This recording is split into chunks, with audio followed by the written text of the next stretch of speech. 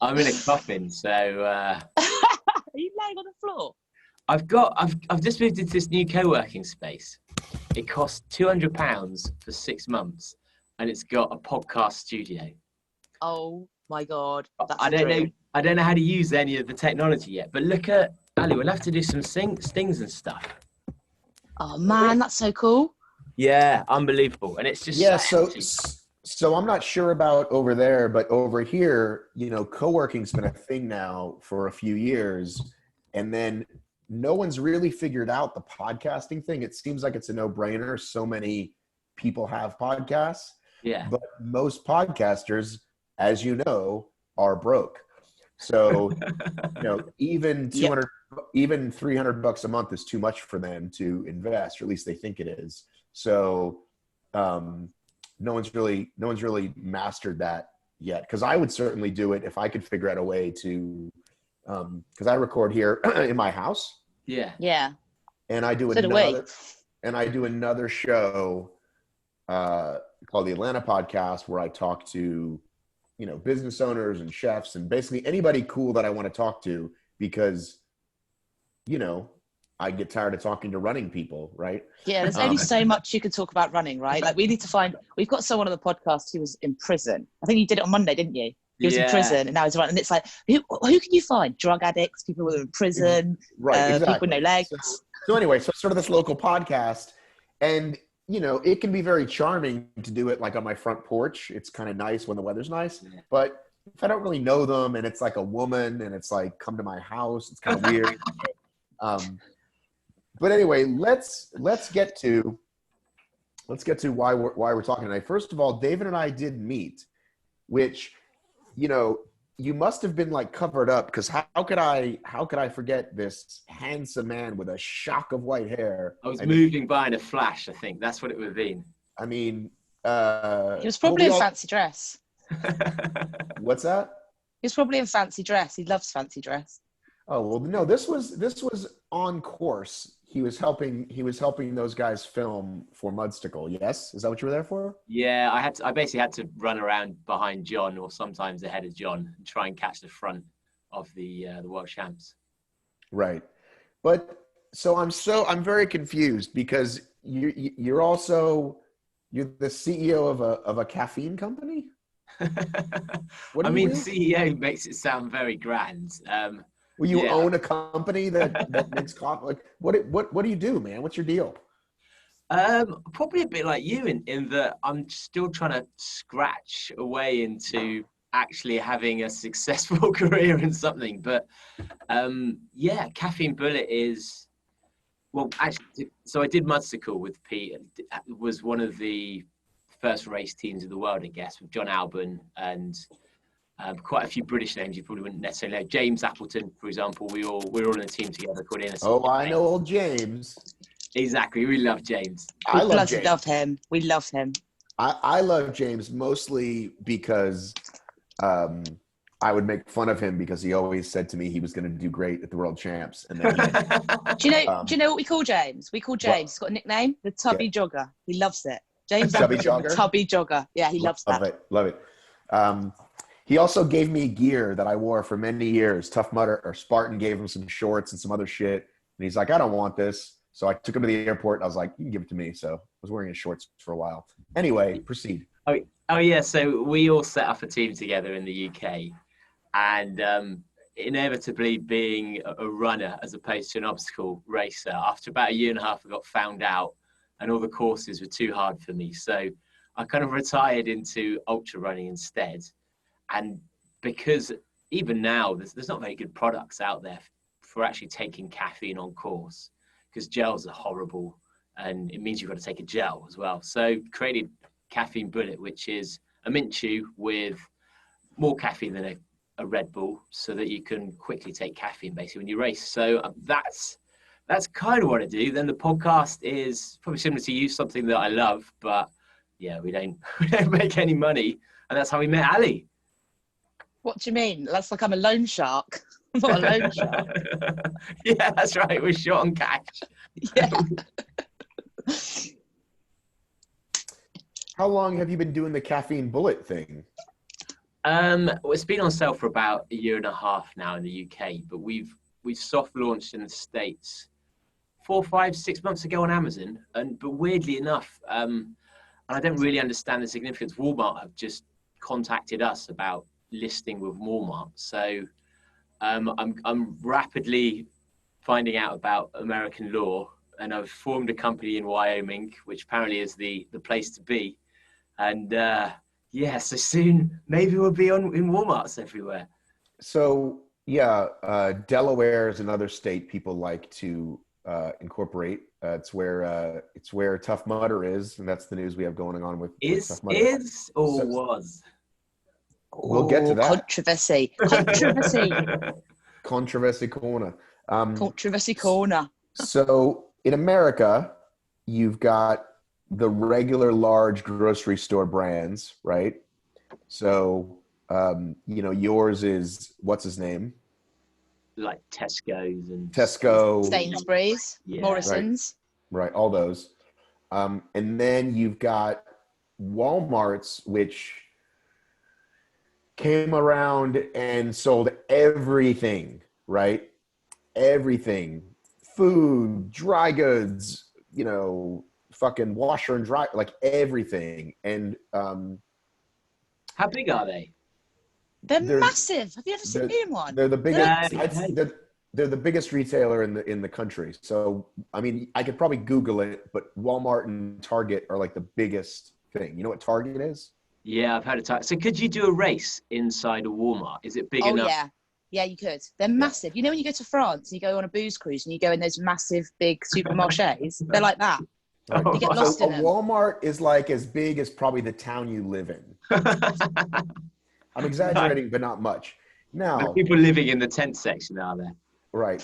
Now, my understanding is they're going to kill you on margin, though. So is it going to be worth it for you? That's the big question. Yeah, I mean, that's what I'm going to find out. I like to negotiate, but I'd imagine they're a lot better at it than I am. But we'll see. Well, yeah. it's a couple things. It's and listen, I don't have to tell you how to run your business, but the gives you legitimacy. You get to say you're in Walmart, and if it helps, if it helps more and more people see it, and then they're later buying it from you direct or from Amazon or whatever is a better margin. That's what you have to figure out. Because a lot of people, just say, oh, well, it's Walmart, I'll take the deal, but they don't realize they're losing money on every sale, then it's not worth it. So, but no, it's probably the biggest retailer in the United States. And actually, what's probably going to be quite useful, because like a brand like ours, it's pretty small. Perhaps you need an American person also in business that perhaps you'd like to bring in on some business. We can talk. I mean, if only there was someone who had a background in, endurance sports or something like that. I'm being serious. We should talk offline. You never know. And listen, I'm happy to throw you a bone either way, how I can help you. But what is your, who are you going to be next to on the shelf? Who's your competition? Allie, we'll get to you, by the way. This won't just be the David show. I promise. Yeah. I mean, at the moment, we're somehow #1 for caffeine chews on Amazon US. And we're primarily, you'd use it instead of a gel. So we're next to energy gels. We're next to energy chews, your shot blocks and stuff. So you're going up against the monsters. You're going up against Cliff, right? Yeah. And who else makes stuff? What's Goo, that? Goo, right. Science and Sport, Powerade. Right. Yeah, I mean, the good thing is, though, that it's just a better product. And, I work quite hard, but actually half of the marketing and sales has just been done by word of mouth. But we're going to start there. But the aim is, Red Bull's pretty shit. Oh, sorry, can we swear? No. Oh, we better hang up. It's going to... Okay. But, I mean, if you think how big Red Bull is and how expensive and how long it takes to queue up for a good cup of coffee and just how ridiculously wired you get on 5-hour energy, there's no reason why we couldn't go after that market. And the intention was to get this kind of healthy halo because, I'm a runner. It's best used for sport. But people like to drink sports drinks when they're not a sports person because they like the association. So the hope is at some point we can then, once we've established ourselves firmly in the sports. Are you some kind of scientist? Like, how do you know how to make this stuff?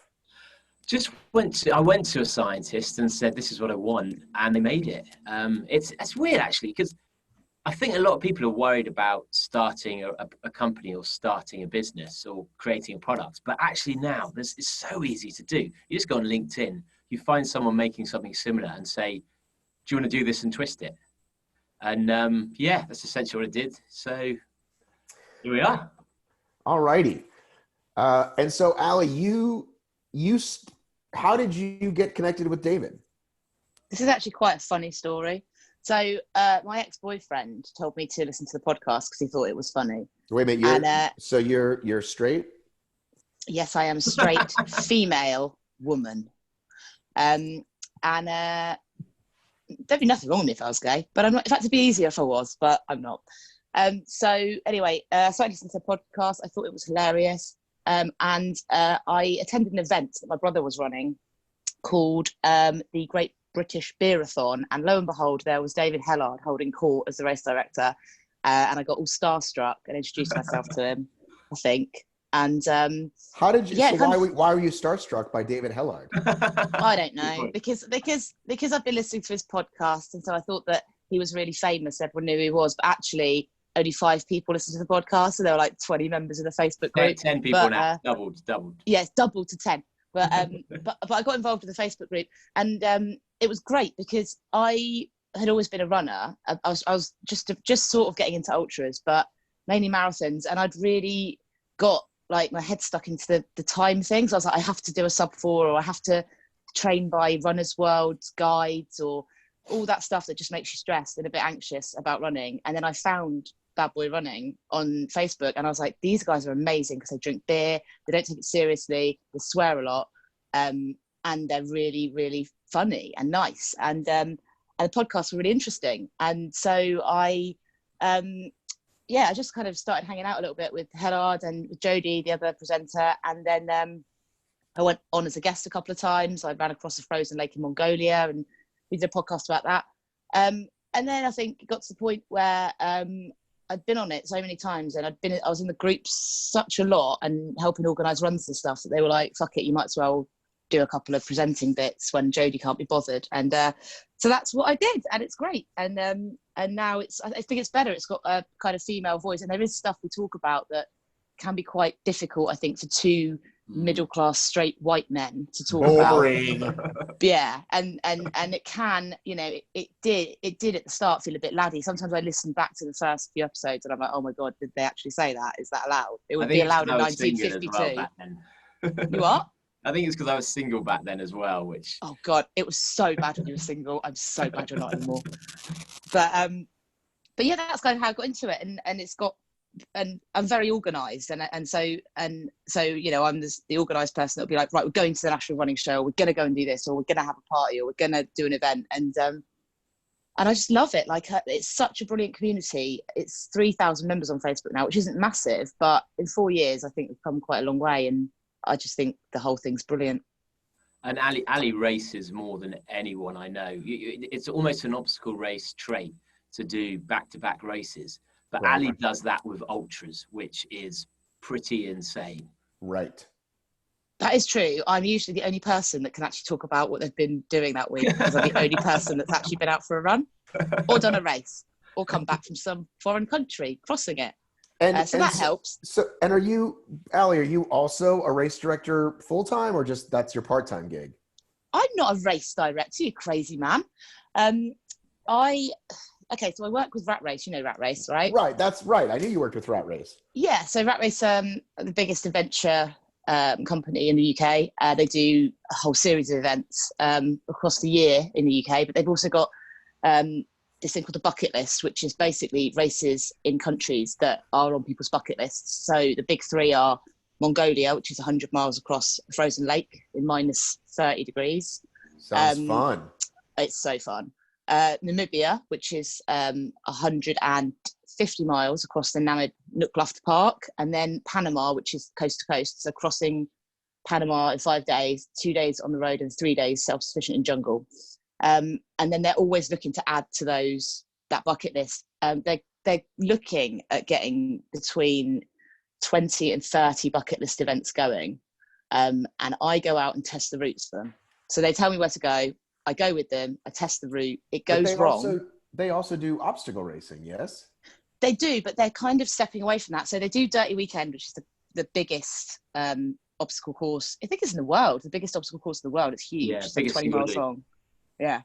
They do, and they do various bits and bobs. I think they bought Hellrunner, but they don't do as much as they used to. A lot of their stuff is very much running or cycling, kayaking. It's all about, they're kind of twisting it to adventure rather than OCR. And I think they've got their reasons for that, in that market became very saturated in the UK.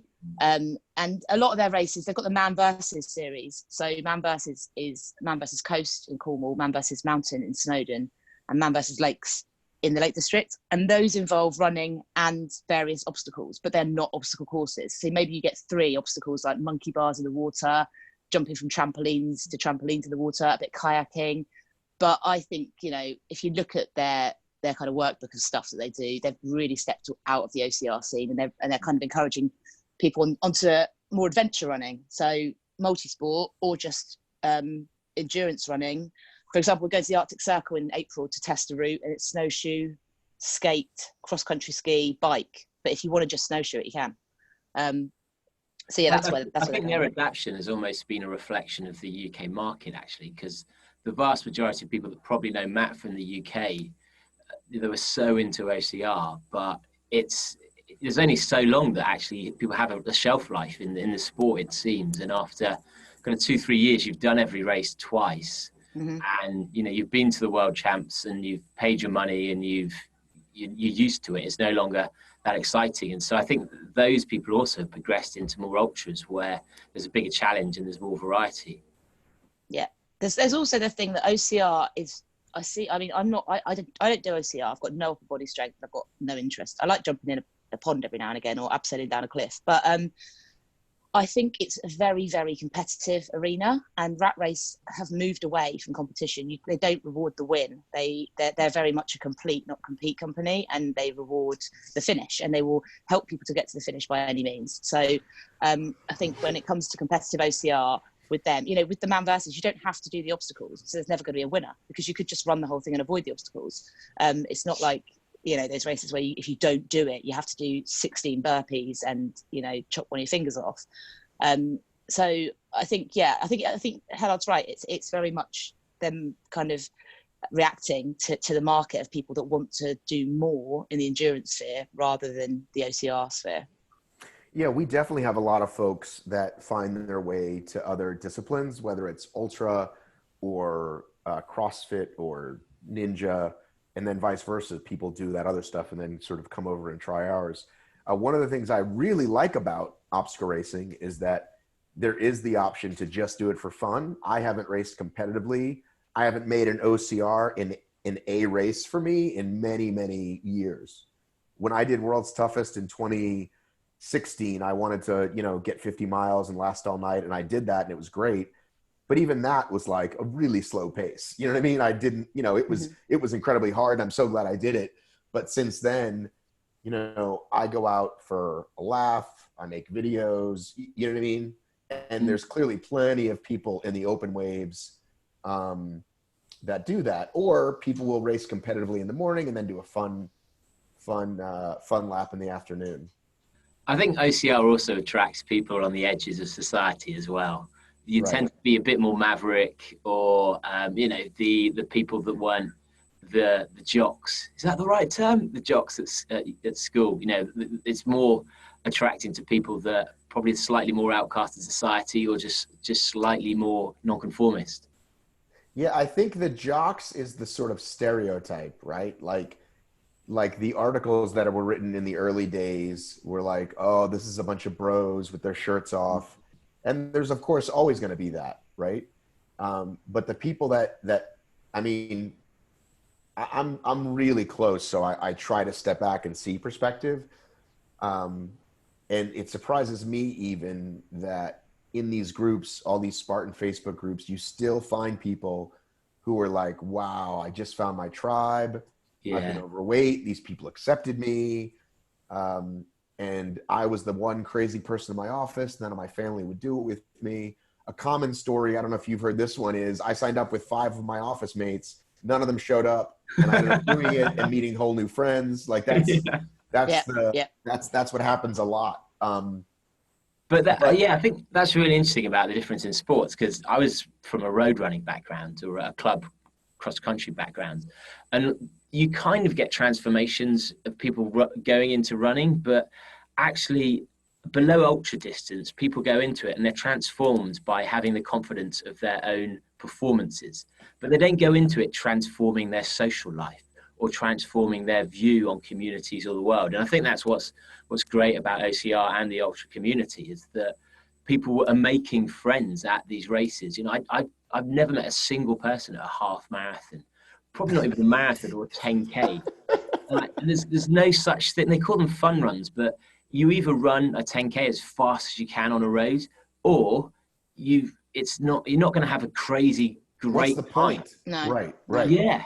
Whereas OCR, there is so much going on, and also the people are, I think, more fun, and there is that community feel. And with ultra, you're always going to have that level of epic, or being able to see things and go places you wouldn't do otherwise. And I think, and you meet the same people all the time. Like I was at a race on Saturday, and I met like 40 people that I've met before at various races who live all over the country, and they're like, and it's like a massive get together, and we're all having a really, really lovely time. And like you say, Hellard, this really came home to me when last year I ran London Marathon, and I've done it. It was my 7th London Marathon, but I started off in the middle of the night and I ran it backwards to the start. So I got to the start at about 6 o'clock in the morning, and then I ran it forwards. And when I was running it forwards, there was obviously 50,000 other people with me. And I'd forgotten that road runners are not ultra runners, and they're all a bunch of bastards. And they're elbowing you and they're pushing you. They don't want to talk to you. I was trying to talk to people, and they were looking at me like I was insane. I had one guy like physically shove me on my shoulder when I stopped to get water and told me to fucking move, even though I was doing a 4-hour marathon pace. And it was horrible. I hated every second of it. Same with New York Marathon. Nobody wanted to talk to me. And I'm like, but I'm British, talk to me. So I end up doing these really quick races because it's not the way that it is in the trail community or the OCR community or the ultra community, where everybody is nice to you. You know, you fall over at London Marathon, people run past you. You fall over on a trail or an ultra, everyone's around you. It's like I had many people. I hilariously lost my shoe about 5 minutes into World's Toughest Mudder this year, and I had many people stop and help me, and we found that fucker. You know, they stop to help or stop to laugh? No, everything. I mean, it was like, especially if they recognize me, which is almost everybody at that particular event. It's a hoot. And then it was like, by the time we came around, everybody had heard, like, I heard you lost your shoe. Ah! You know what I mean? It's like spread around. But I will say this about road running, because I did have a very, you know, it's like you said, the only point to a 5 or a 10K is to run as hard as you can. There's nothing fun about it. You're going to kill yourself, right? And, you know, it's, what are you going to say at the end? Hey, remember we passed that red house, right? There's nothing to say, right? And, you know, it's the headphones go on and they run the race and they're in their little visors and their shorts and fuck them, right? However, I ran so many obstacle races, okay, 170 something at last count. I needed a new challenge. So I started signing up for some halves and some 5Ks and 10Ks. And, you know, what I found is that there are people there that I've bonded with. However, those are the same people that also do ultras, right? Like we also like, hey, today we're fucking around and let's see how fast we can go at this. But then 2 weeks from now, we're going to do this crazy fat ass, you know, in the woods in a couple weeks. You know what I mean? It was kind of those people. So you seem to find yourself. So, and you know, it's the old thing that, like, you know, people, I don't know about over there, but over here, I mean, it feels like it's all of social media. Why am I yelling? It feels like it's all of social media where, you know, first comes the thing, then the backlash to the backlash. So, you know, you or I shit on the 5Kers, and then someone's like, yeah, but at least they're not sitting on the couch. It's better than nothing. And it's like, great, I guess, but they're still not the people I necessarily want to hang out with. Because, and again, I think some people do find that. I think people do find the, like Atlanta Track Club is our big, like generic club that it puts on the Peachtree, which is the world's largest 10K, but very corporate, very straight-laced for the most part. It's like the opposite of the wacky ultra crowd. But a lot of people sign up for those training programs, maybe they've never run a 10K in their life and they weigh 300 pounds. And it can be a community. So I just don't want to flat out say. Do you know what? This is the thing about Bad Boy Running, right? We might, me and Hellard both run ultras. Well, Hellard says he runs ultras, but we can list them on one hand. I've been injured. I have to have many hands to list. I've got a broken hip. Yeah, all right. So, but with Bad Boy Running, if you go into that group, you've got people that can run, 2:20 marathon. You've got people that can do ridiculous 5K times. You've got some literally world-class athletes in that Facebook group. Camille, also world record holder came in. Camille. Yeah. But we've got Richard McDowell. We won't give out his actual name on this podcast. It's too rude for the Americans. We've got I think John Albon's in it, but we've got those people, Robbie Britton, James Elson. We've got all these people in there, but we've also got people like Kieran that can barely break a 16-minute mile, and we've got people that have never run an ultra, and we've got people that go to park run and it takes them 40 minutes, but it doesn't matter within Bad Boy Running what you're doing. And we don't chastise people for their choice. There's loads of club runners. We've got a running club, a virtual running club, and we've got some very good people in it. But at the same time, everyone encourages each other. I feel like, although then we're not all ultra runners within Bad Boy Running, we have an ultra runner mentality, even the people that just run park run on a Saturday. Right. And everyone's accepted unless you're a triathlete, then you're not accepted. Right, because if you show up with one of those fucking outfits on, we'll burn you like the Wicker Man. Because someone put in the group, they actually created a 5K to couch plan. People that it's just not, but I just love some of the phrases that people come up with, like that whole well-known one of, well, when you see a guy DNFing a race, he's beating the person who's back at home. Oh no, he's not, because that person's already got back, showered, beat you so badly that he's sat on the couch laughing at you. And I think the main thing is, like, it doesn't really matter what you do. The main thing is just have fun with it and don't judge people unless it's funny and not hurtful. Right. Our saying is dick about, but don't be a dick. That's basically what Bad Boy Running is built on. I like that. I like that rule. It's a good rule. That's great. Yeah, there's a group here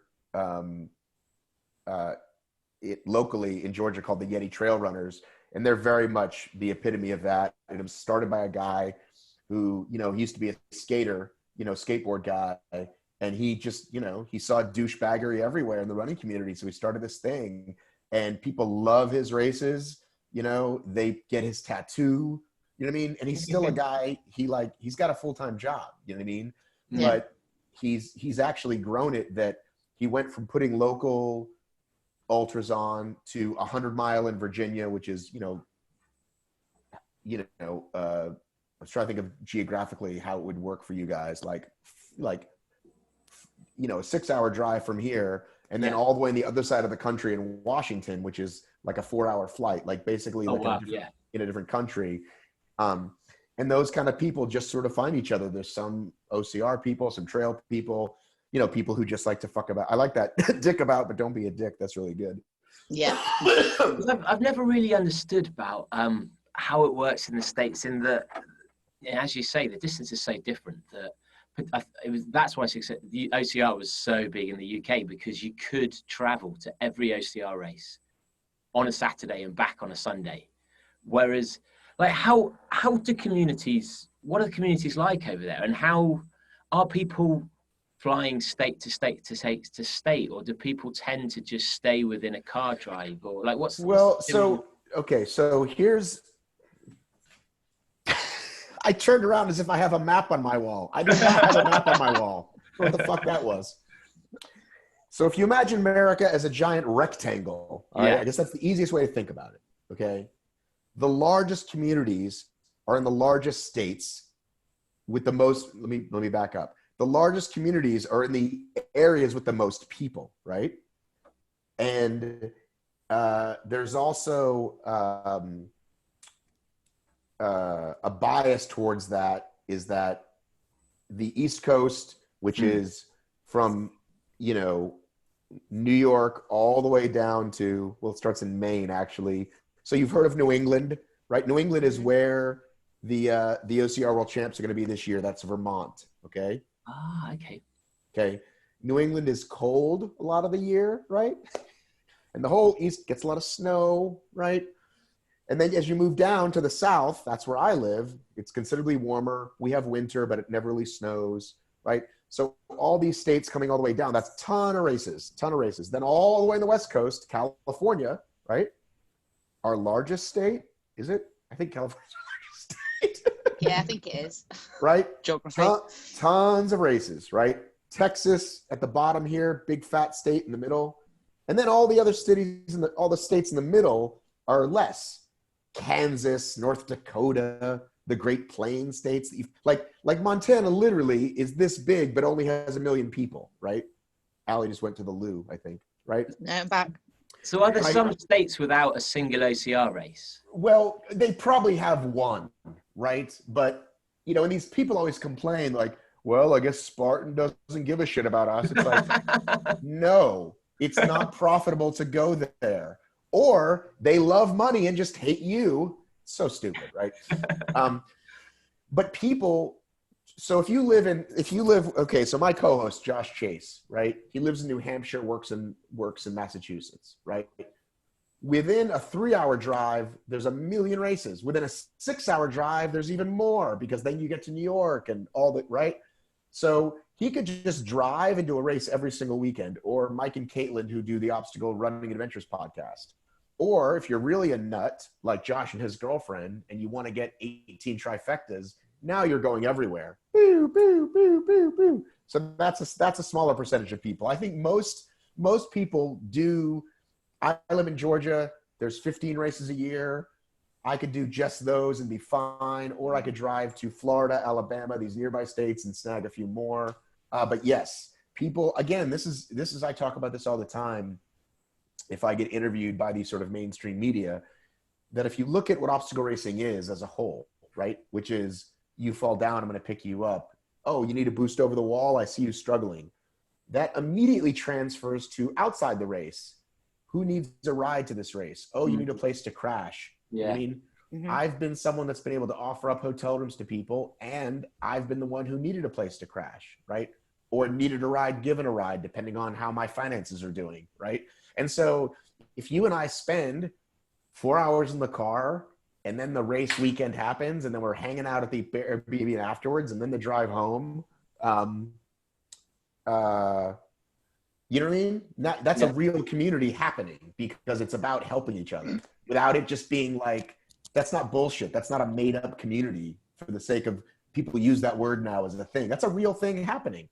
Yeah. We have the same in the UK. Like the amount of times I've, maybe this is to my detriment, basically got into the BBR group and gone, can anyone put me up in their house the night before this race? And someone is always like, yeah, I'll do it. Or can anyone pick me up from the station? Or can anyone drive me to the station? Of course, it's on a much smaller scale, but you know, it takes a few hours. That's what happens all the time, though. All the time. I mean, David, you've probably seen it if you've been in the OCRWC thing. It's like, hey, we've set up a dock. Who needs a ride? Who needs a team?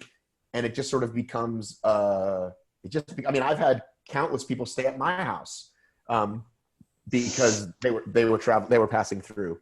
And are there any kind of rivalries or different factions that dislike each other, like East Coast, West Coast? Like oh my God, what, like some sort of rap beef? Yeah, like, are there any kind of groups? Like, I've never really been a Spartan man or a tough mudder man, because they came more of an ass man, I heard. Are you actually even a man? That is, well, as a man. Well, I'm a very old child somehow, but yeah, it strikes me there's so much passion for some people to certain brands that I can imagine there actually being some Well, a lot of egos involved. And so here's well, this is what makes the Spartan Tough Mudder merger even more interesting, or potential merger even more interesting. In the early days of the community, so 2012, 13, 14, there was a lot of, I'll never do a Tough Mudder, or I'll never do a Spartan, right? Very like, "Urgh." And then it just sort of like, that's kind of faded away, and you definitely prefer one or the other, but you don't hate anybody else. You just prefer one or the other, right? And if anybody is kind of a zealot and says, well, I hate every Tough Mudder, who wants to hang out with that guy anyway? Even if you prefer Spartans yourself, nobody wants to hang out with a zealot of any kind, right? What there always seems to have been is this love for the small guy versus those guys, right?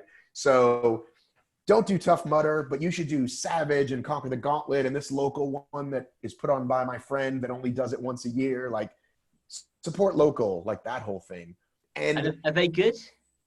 Some of them are fantastic and some of them are garbage. And the good ones stick around. You know what I mean? Listen, this is what I always tell everybody.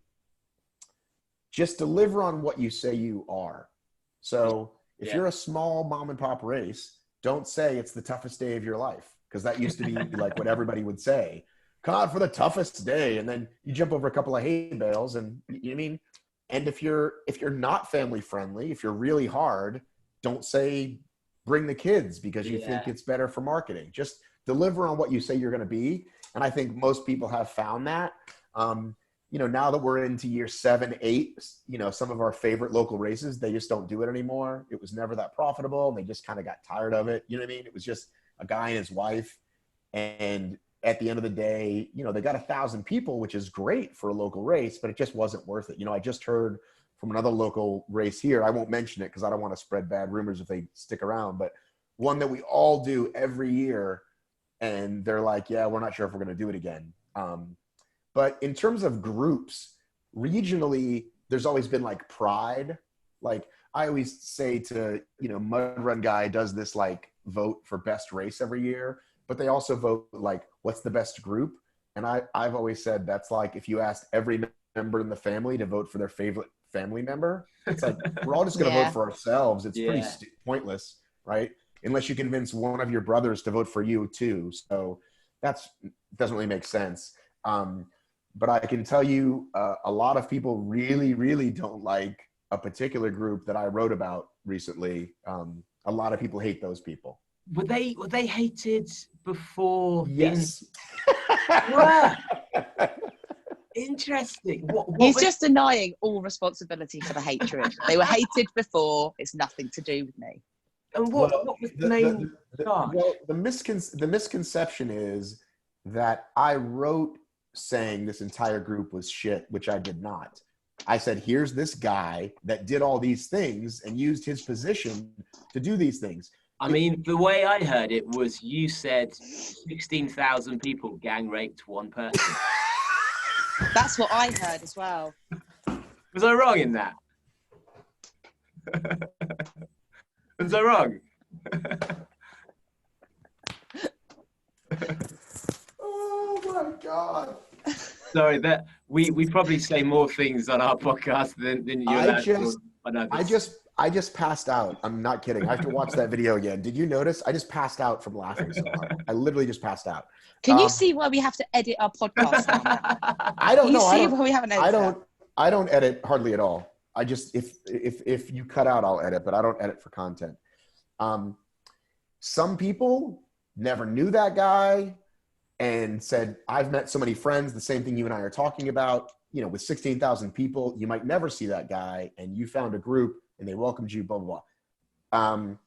Because wasn't Prince Andrew? However, there were other people who said, well, I met him and he was nice to me, so this must not be true, which is just stupid. Like, you can say he never did that to me, period, but you can't say he never did it to me, so therefore these stories are made up. Like that. Hey man, Hitler never did anything to me, but that doesn't fucking mean that he didn't do it, right? But I think, especially because if you're going to get away with that stuff, you're going to have to be nice. Because how else are you going to get away with it? We all know it is also a trait.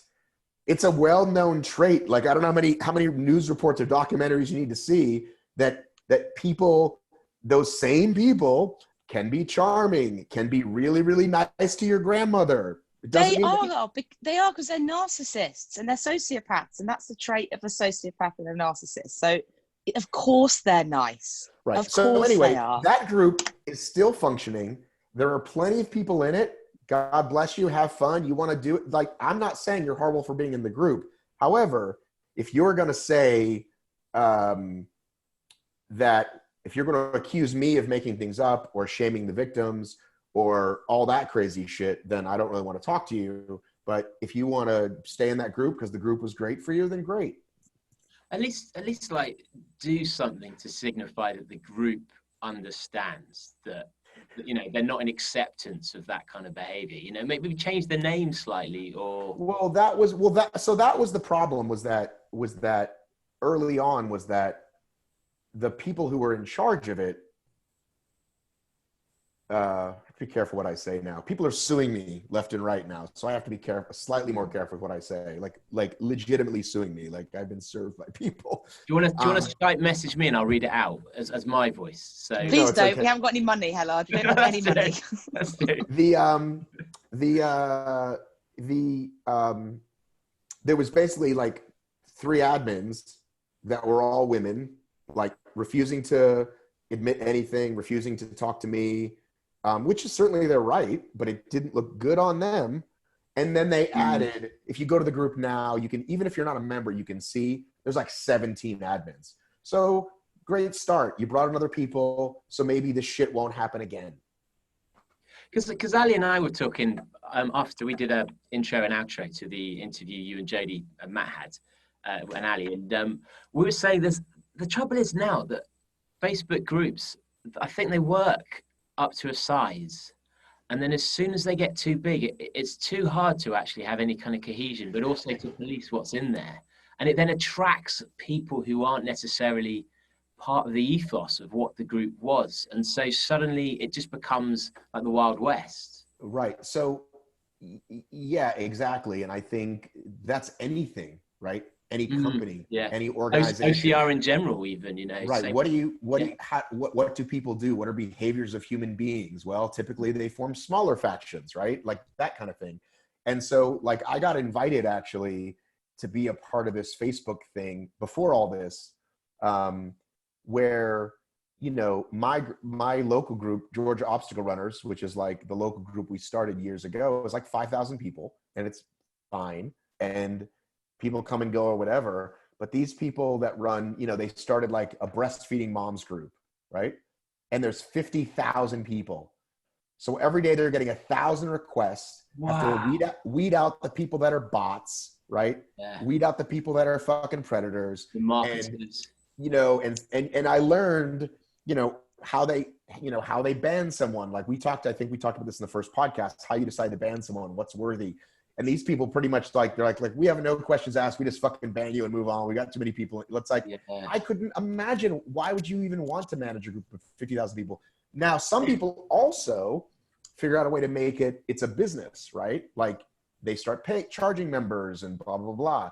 But yeah, up to a certain point, I guess so the Spartan groups, we used to have regional Spartan groups that were great and independent.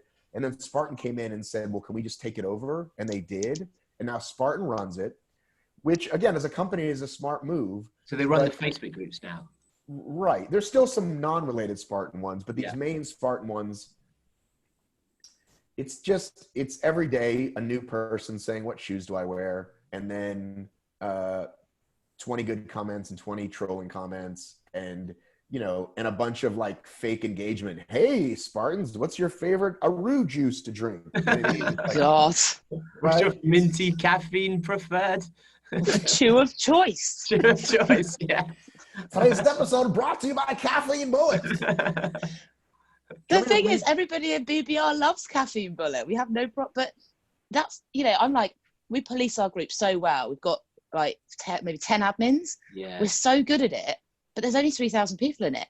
The thought of it having like 10,000, as much as I would love that, scares the living shit out of me because I ain't got time for that. Yeah, no one's got time for that. If you listen to our show, we talk about this Discord group that my co-host Josh started, and it's great. I feel like it's the early days of Facebook.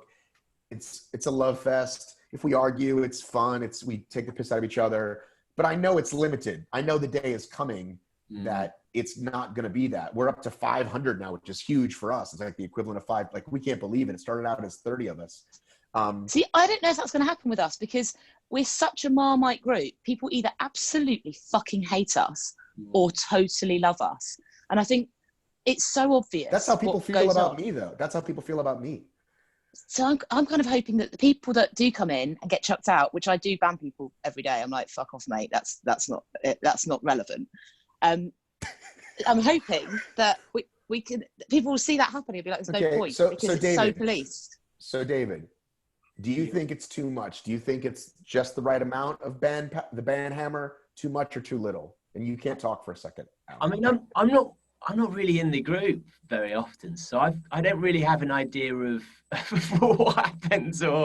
But I mean, because basically Allie she manages the community more than anyone else.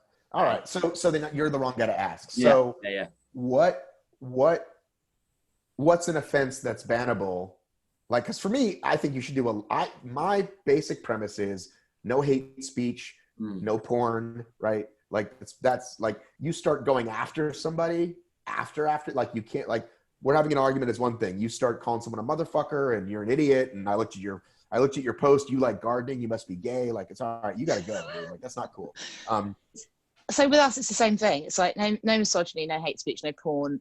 Sexism is banned. Anyone posting any content because we have this thing about cyclists. It's like, oh yeah, we hate cyclists. We don't hate cyclists. It's a joke. We don't like triathletes. We don't want to kill them or see them being knocked off their bikes or see them being run over. So if someone posted, I knocked a guy off a bike today, you wouldn't suggest he take it down. You just ban the guy?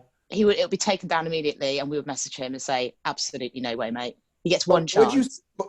He gets one chance to stay? He gets one chance to stay. If he does it again, he's out. Okay.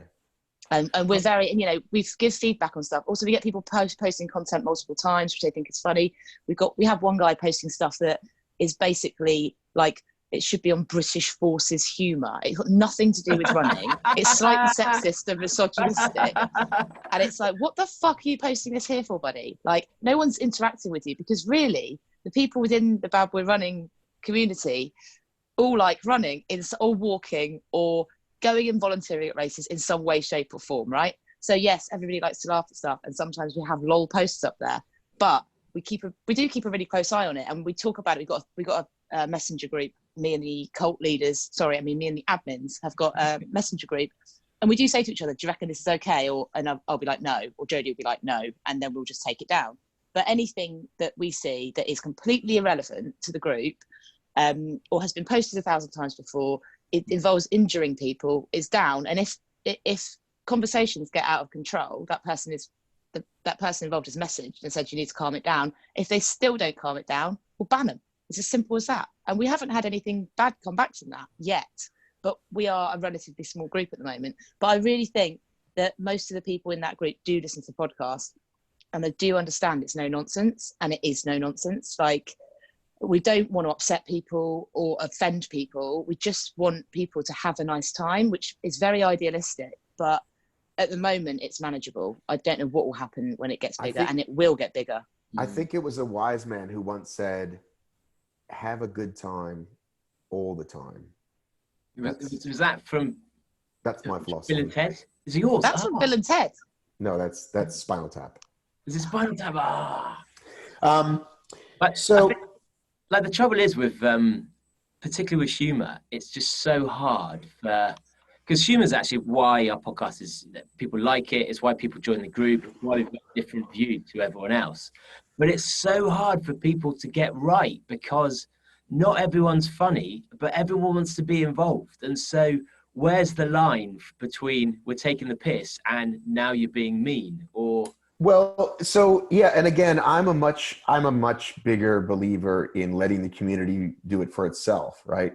So if somebody posts something, it doesn't get comments or liked, it moves down pretty quick, and usually that person gets it and doesn't keep doing it. And then maybe after a while you shoot them a note. Like you said, like if you keep posting this like military shit or whatever. But like in the world's toughest community, 2 or 3 years ago, they were like, hey, it's 2 weeks to the race. Don't post any jokes. And it's like, what? Right. What? Right. Do jokes affect your training? Does laughing affect your energy levels? What the fuck? Well, thank you. My lovely wife just brought me a coffee. Hello, lovely wife. Hold on. We're not on speaker, are we? That's right. I can. She makes appearances though. I can bring her on. I need to make a coffee. But apparently, like there's these guys who make like there's a thing. It's like make a bacon joke, ha ha ha, and it's like it's fucking hack. It's tired. Who gives a shit? Yeah. But they were like, I said to them, why? Like, who gives a shit? Like, no, we had to tell these guys to stop. It's like, okay, so tell those guys to stop. Don't tell the group as a whole you can't post anything funny. Leave it clear for training information. So again, I'm a much more laissez-faire, if you will, type of person. I think there's quite a weird balance as well, because we're. What's going on there, Annie? Making coffee. Sorry, I'm going in the room. Okay. Yeah, because we're essentially, I'd say that all three of us and the vast majority of listeners are very liberal people, and in general pretty left-wing as well. But it's strange that we also take the piss mercilessly, and I think that attracts people who actually have quite right-winged views sometimes, and this whole not being PC and politically correct. And while we think we're completely political correct, because we can say things like that stupid stuff to do with one person being gang raped by 1,500 people. That was funny, Hellard. Someone cut that out. That's obviously a joke, but people will then think that we actually think that that's okay. And like, no, that's the whole... Just to be clear, if you want to send a DM to David, not me. Or me. Just to be clear, I was that person. It's how I met so many people. If you want to stand outside a Walmart with picket signs, do not buy Caffeine Bullet. And people will be walking by going, what's Caffeine Bullet? It's like, doesn't matter. Don't fucking buy it. It's the minty chew choice for rapists, apparently. Can I please seriously read? Can I do an ad read for your podcast for Caffeine Bullet? I would love to. Yes, you can. Yeah, absolutely. By all means. So joking aside, we all joke that this is like, we're not getting paid and it's fun, blah, blah, blah. So first of all, I do this for a living, right? This is my job. And I do see you guys sell merch. And do you actually try to like fundraise? Like, hey, we're putting out brand new shirts this week, try to help or do you just be like, well, if we break even, it's okay. Like, how do you see that stuff?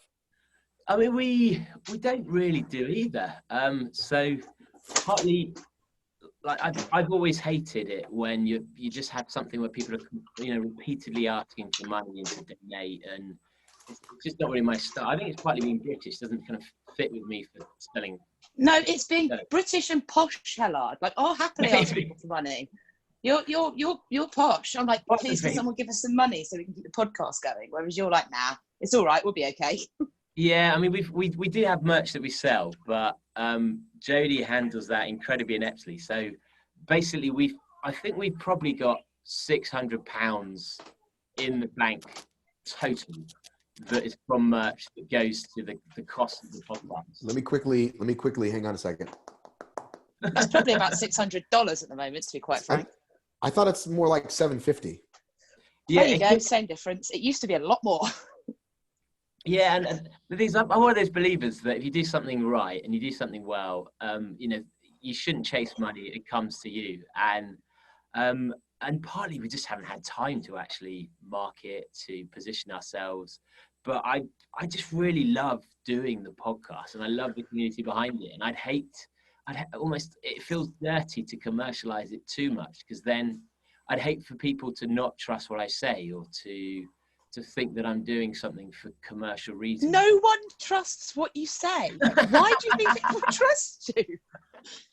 But seriously, like what we are doing is we are collecting people like child catchers, and the listenership of the podcast is going up every month, and there's some pretty impressive stats behind it that Hellard has in his back pocket. But we've been asked by the National Running Show, which is the biggest running show in Europe. It's a 2-day event, 40,000 people through the door.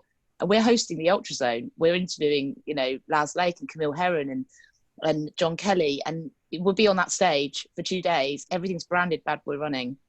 We've got a huge look stand. at you calling Laz by his name, just like, look at you, Laz Lake. Like, sorry, Gary. I meant Gary. But you know, like that for us is massive exposure to a huge new audience of people who take us seriously, because we're the ones that have got these people to come and get on the stage. And through that, you know, if we can get a decent sponsor that will say, we'll pay to keep your podcast going, I think that's way better than us asking people for money. Because yeah, we sell merch, and it's really funny how no one ever gets their merch on time, and how the merch is a bit shit, but everybody wants to buy it. But you know, I'm with Hellard on this. Like, we've had a lot of very loyal followers who have made this amazing little community that is unlike any other community in the UK when it comes to running. And I think tapping them up now is not the best thing to do.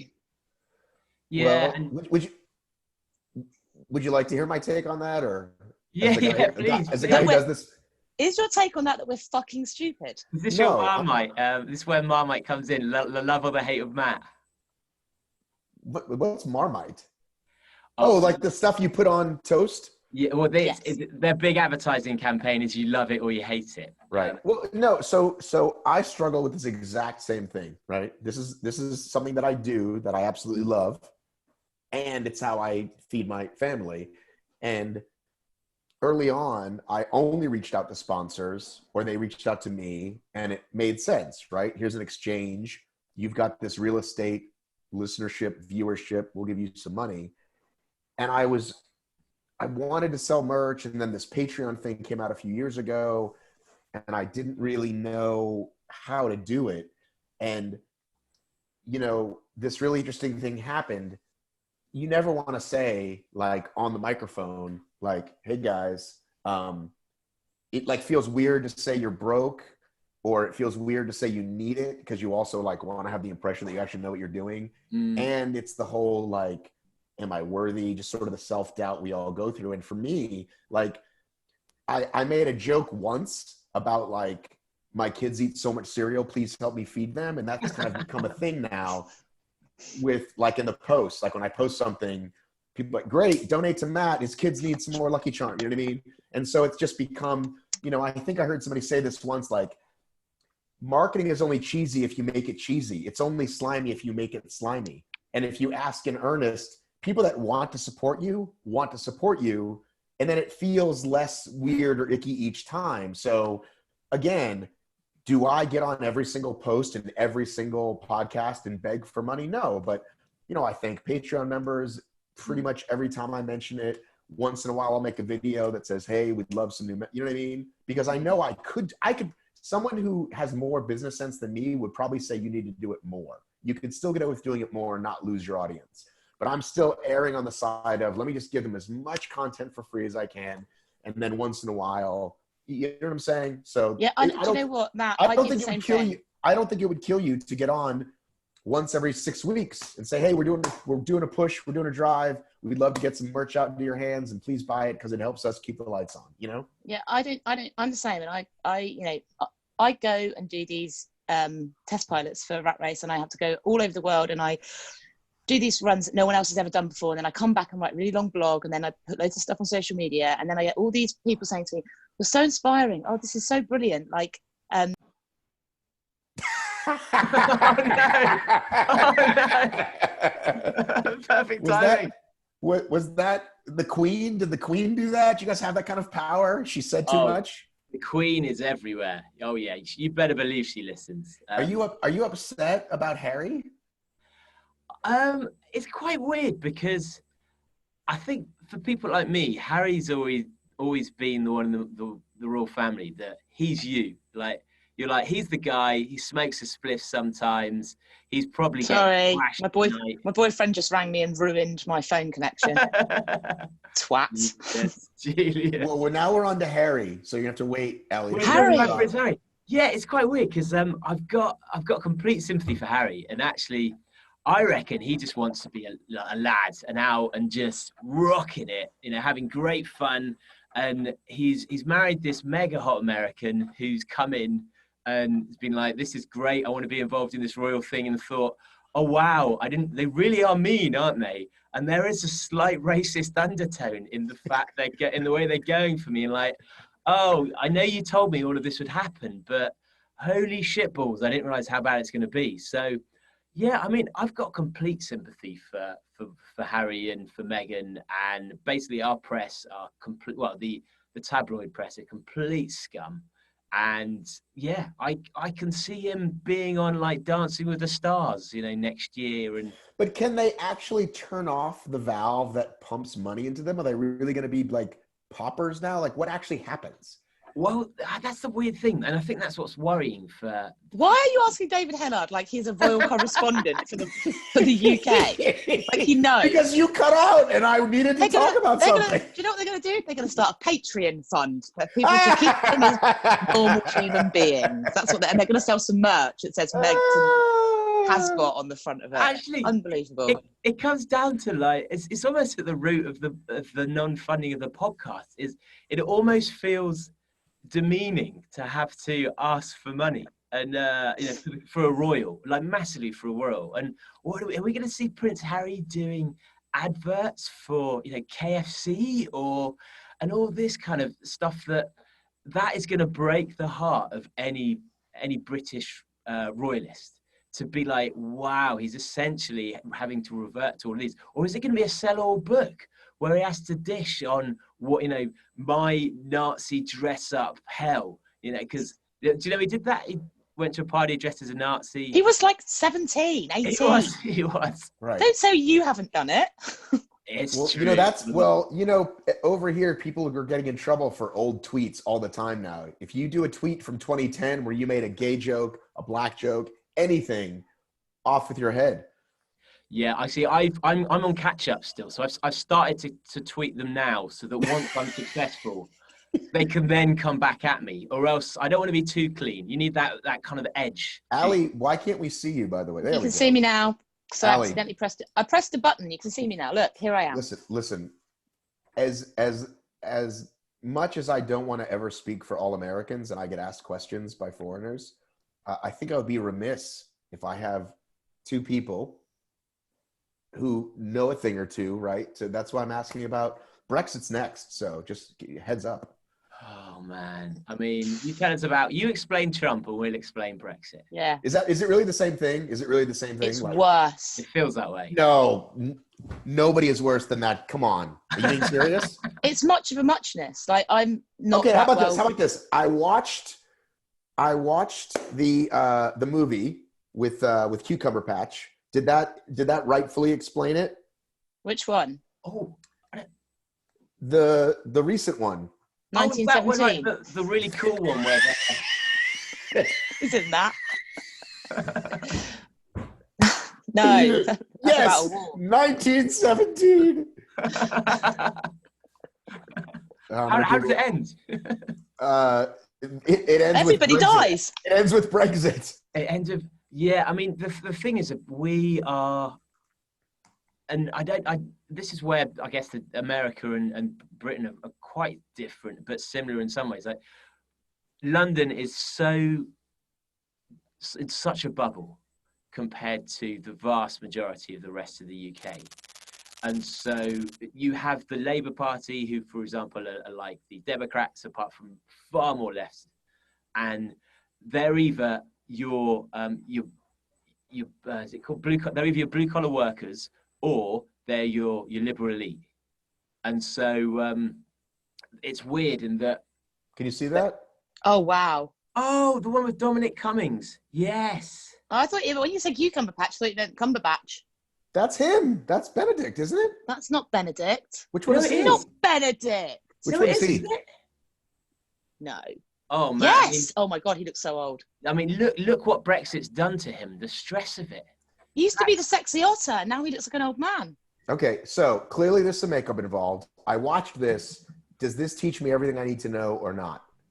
I mean, it's like the Big Short version of Brexit. If you've seen. Okay, that's fine. The Big Short is very informative. Yeah, that's true. Actually, yeah. No, I mean it's a pretty good.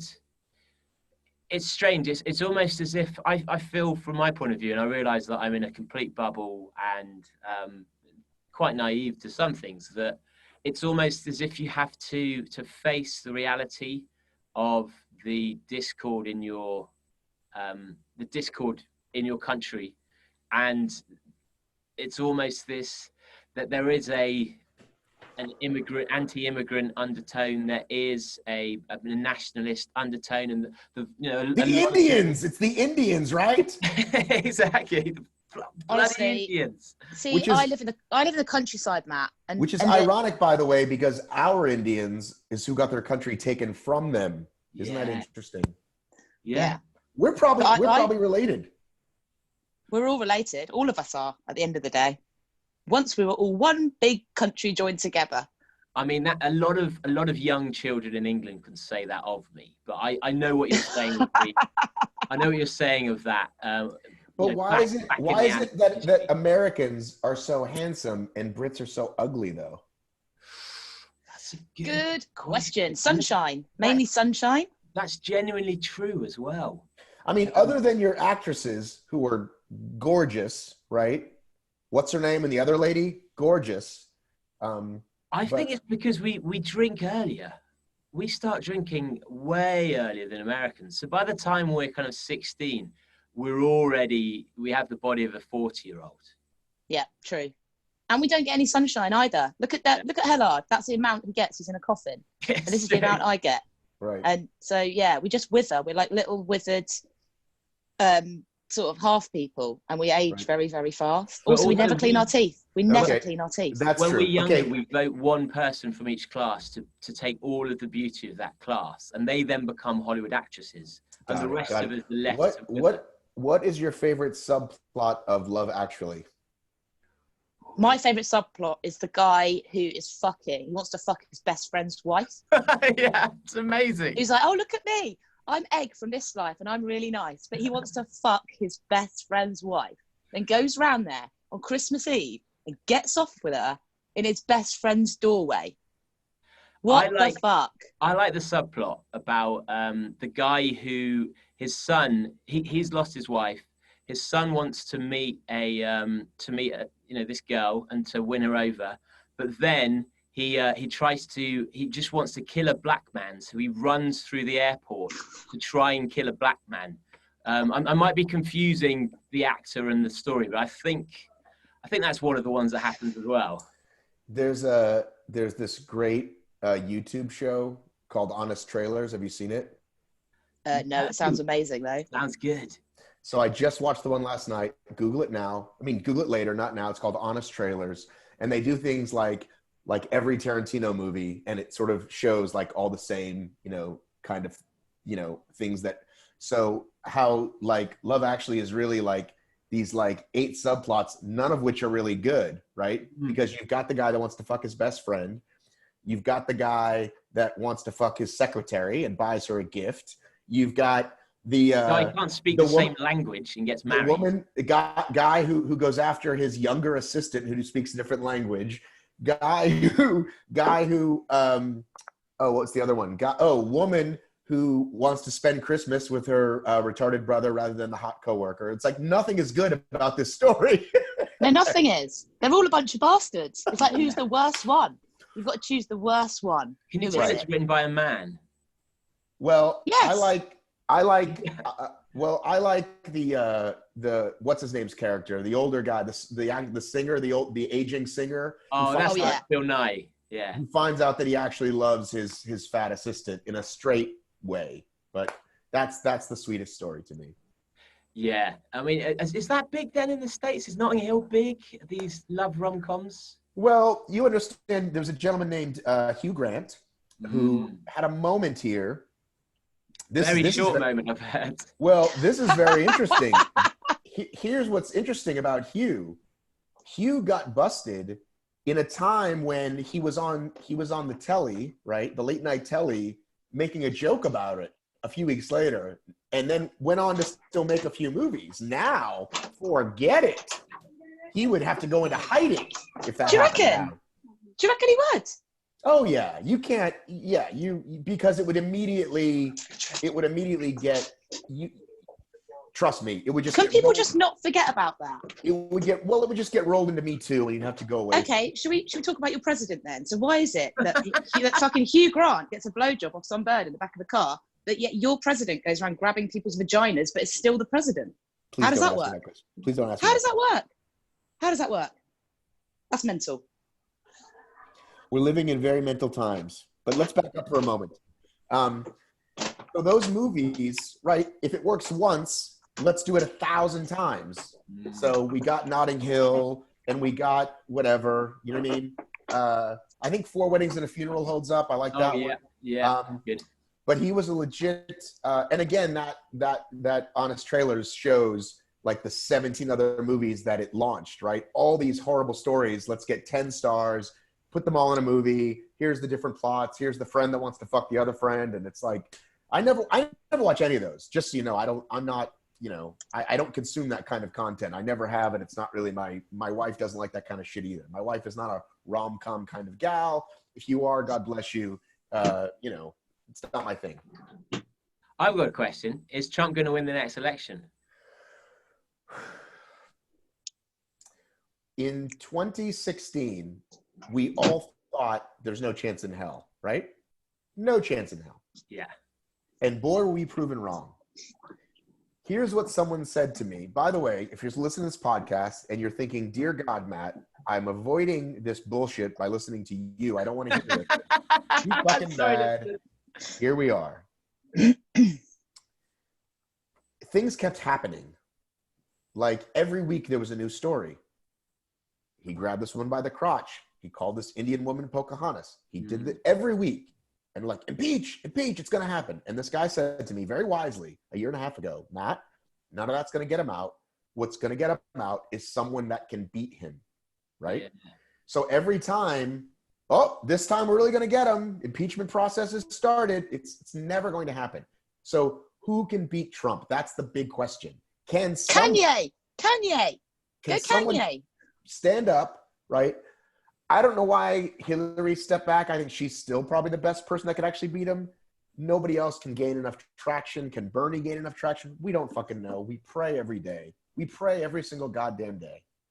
And why is it? So the thing, like your politics is very different to our politics in almost every way. And it seems to be so bipartisan that yes. Why, like it would be unacceptable in the UK for, you would immediately fall on your sword if you did something that was seen as being immoral.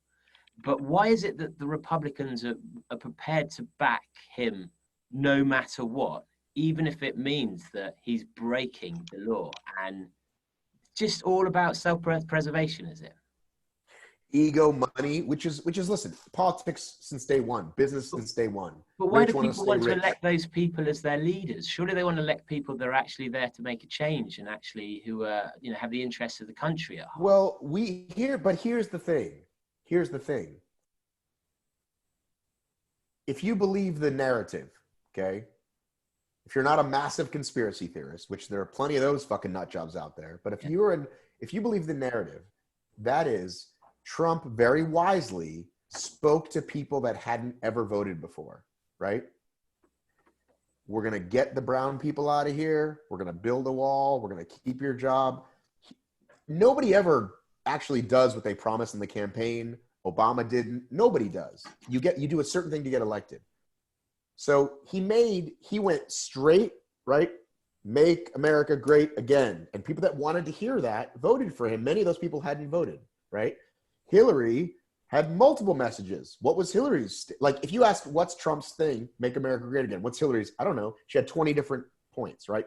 He had a very simple thing, marketed the shit out of it.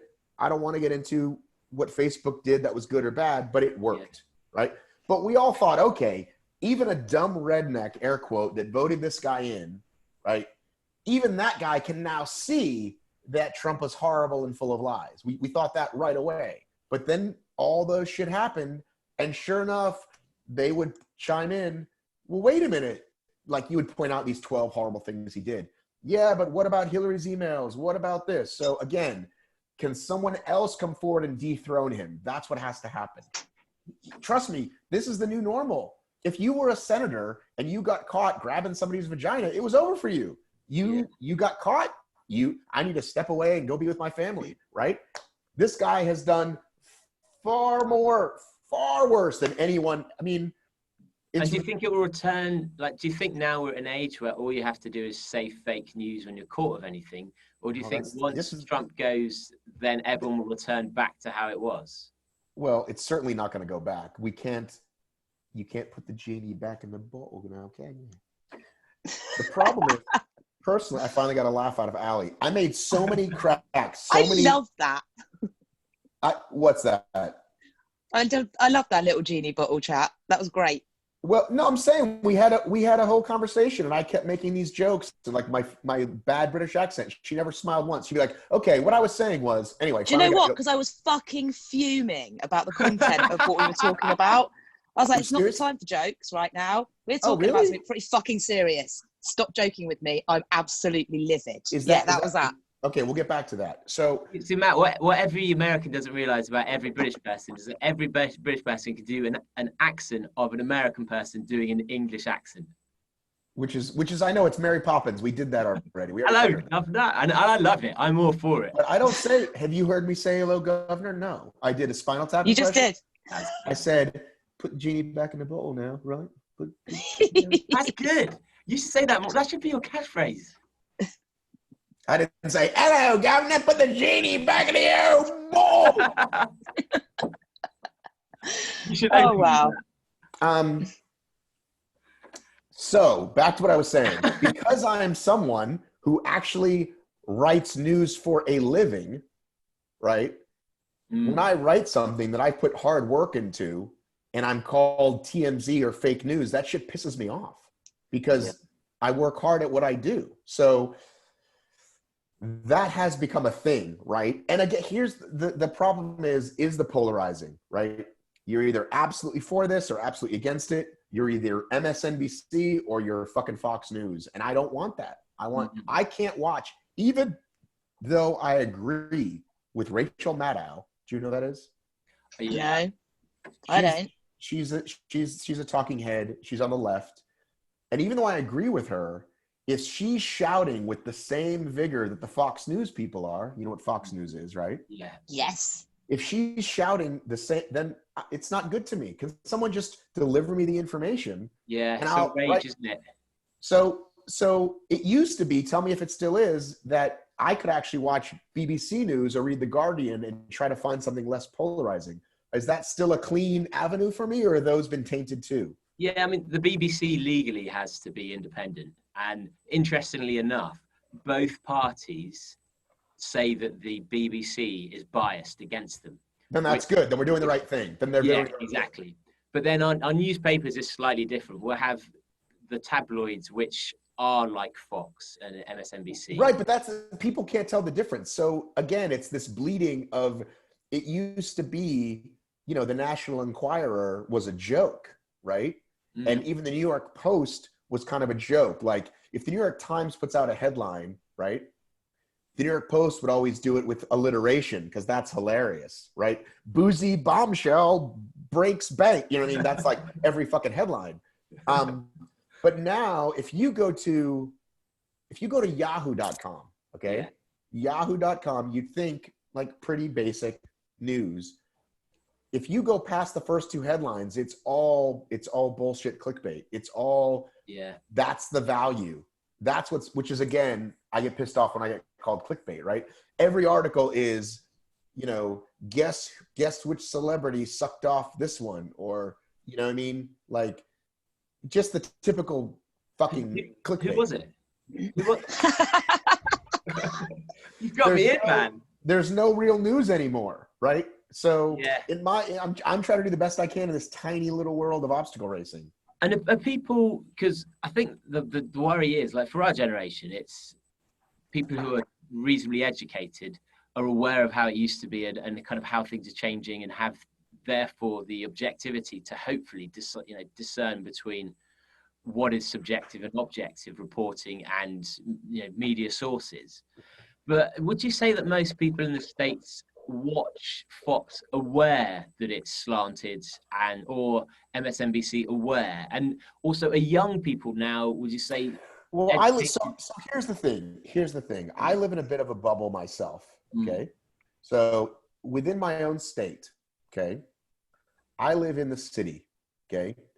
In the city, you find a lot more Black, gay, artist, you know what I mean? Somewhat forward thinking, right? Yeah. In these suburbs, you find a lot more. It's, you know, we have this whole red state, blue state thing, right? Because that's what they showed on the map of what states voted. So I'm living in a blue state world down here in the city, where if I drive out to the suburbs, I might see some Trump signs and some MAGA hats. So I tend to surround myself with people who think a certain way, because we live here for a reason. People that live in the suburbs, we all do that. Yeah. People live in the suburbs because they're afraid of Black people. Yeah. You see what I'm saying? Not all of them. All my listeners live in suburbs. You know, like literally, like the first thing they ask me, oh, this is where I live. They say, is it safe? That's the question they ask me. And I'm like, well, my kids play in the park every single day. So, you know what I mean? Yeah. Across the street from my house, I'm not worried about them. Also interesting, just to show you like what people, like how the world works. I traveled to Lebanon for an obstacle race, and people were like, oh, like, aren't you going to get shot there? Right. And then people, if a person from Lebanon is visiting like New York City, they go, oh, be careful, you're going to get mugged. Right. So, yep. Right. When I was in New York, last time I was in New York, all they could talk to me, anyone I met in a bar was like, hey, what about all the stabbings? And there's like stabbings every day. You're not scared of being stabbed? And I'm like, no, I'm not scared of being stabbed. There's not. In London? Yeah, because all the news is telling them is that there's a that everyone gets stabbed in London. And yeah, sometimes maybe like Jack the Ripper. Well, maybe by the Ripper. But I'm like, yeah, people occasionally get stabbed, but in a city of 10 million people, one person is probably going to get stabbed. I got stabbed in me bum. That wasn't a stabbing. Hellard will tell you what that was. What kind of, was that a pork sword? Now what I described to you though, do you have that? Like, where are the pockets? Like, how does the North and the South, like, how does that resonate in your tiny country? Well, I guess the South's richer, and the London's in the South, but this is where the UK is so bizarre as a country compared to pretty much any other country in the world. In that, if you think about the States, there's a lot of big cities that are massively influential, where you've got New York, but then you've got LA and you've got Chicago, and whereas in the UK, London is like 10 to 14 million greater London. Yeah, it's 10 million basically. Yeah, the nearest city is about 1 million. And so a sixth of the country live in one city. And in terms of the GDP, it's huge. And so like the impact that London has. Oh, no! Absolute tune.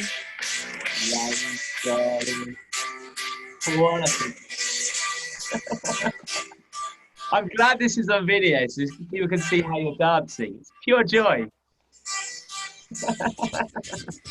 Are you being racist, Matt?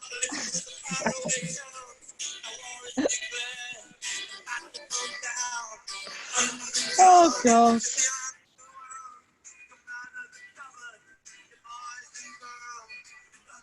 So yeah, basically. How do I stop this thing? thing? We've got to do the whole bloody song now. Right, I'm leaving on my phone, so my phone's running out of battery. I'm joining again on my laptop, so I'll see you in a minute. Go. She just left! I think she's back with a lappy. Why do we lose her? Now, her phone battery was dying. She'll be back in a sec, she said. Now, as a young man, when I first heard that, right? Yeah. Like, my life was saved by like punk music. Do most people like have that experience? My wife is laughing at me. Like, do most like white boys grow up, hear the Clash for the first time and like lose their minds? Because like we did, like Clash, Ramones, Buzzcocks. I was like, oh my God, these people speak to me, man. Actually, not so much. We have, I'd say that people are separated into slightly different genres. So we had a whole Britpop movement that didn't really make its way over to the States.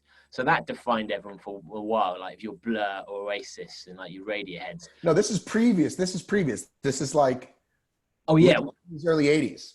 Yeah, I mean when the Sex Pistols and all of that hit, massively, because I don't think there was a backlash as much in the States against disco, but there certainly was. No, there definitely was. There definitely was here too. How old are you? 41. Okay, so right, so they had just, they had already come and gone by the time. I mean, Rock the Casbah was like 83, but then by then, shortly after that, by the time I was in middle school, they were kind of like not a thing anymore. But I'm saying like you get turned on by them, like someone plays it for you. Well, I mean, I actually grew up on American rock. We were all into Bon Jovi and Rage Against. Sorry, you've God, what were the other names? AC/DC, I guess they're Australian. That was my genre. Younger in school, and you'd be rebelling with that. So Did you rebel as a young woman, Allie? When you first heard punk music, did you rebel?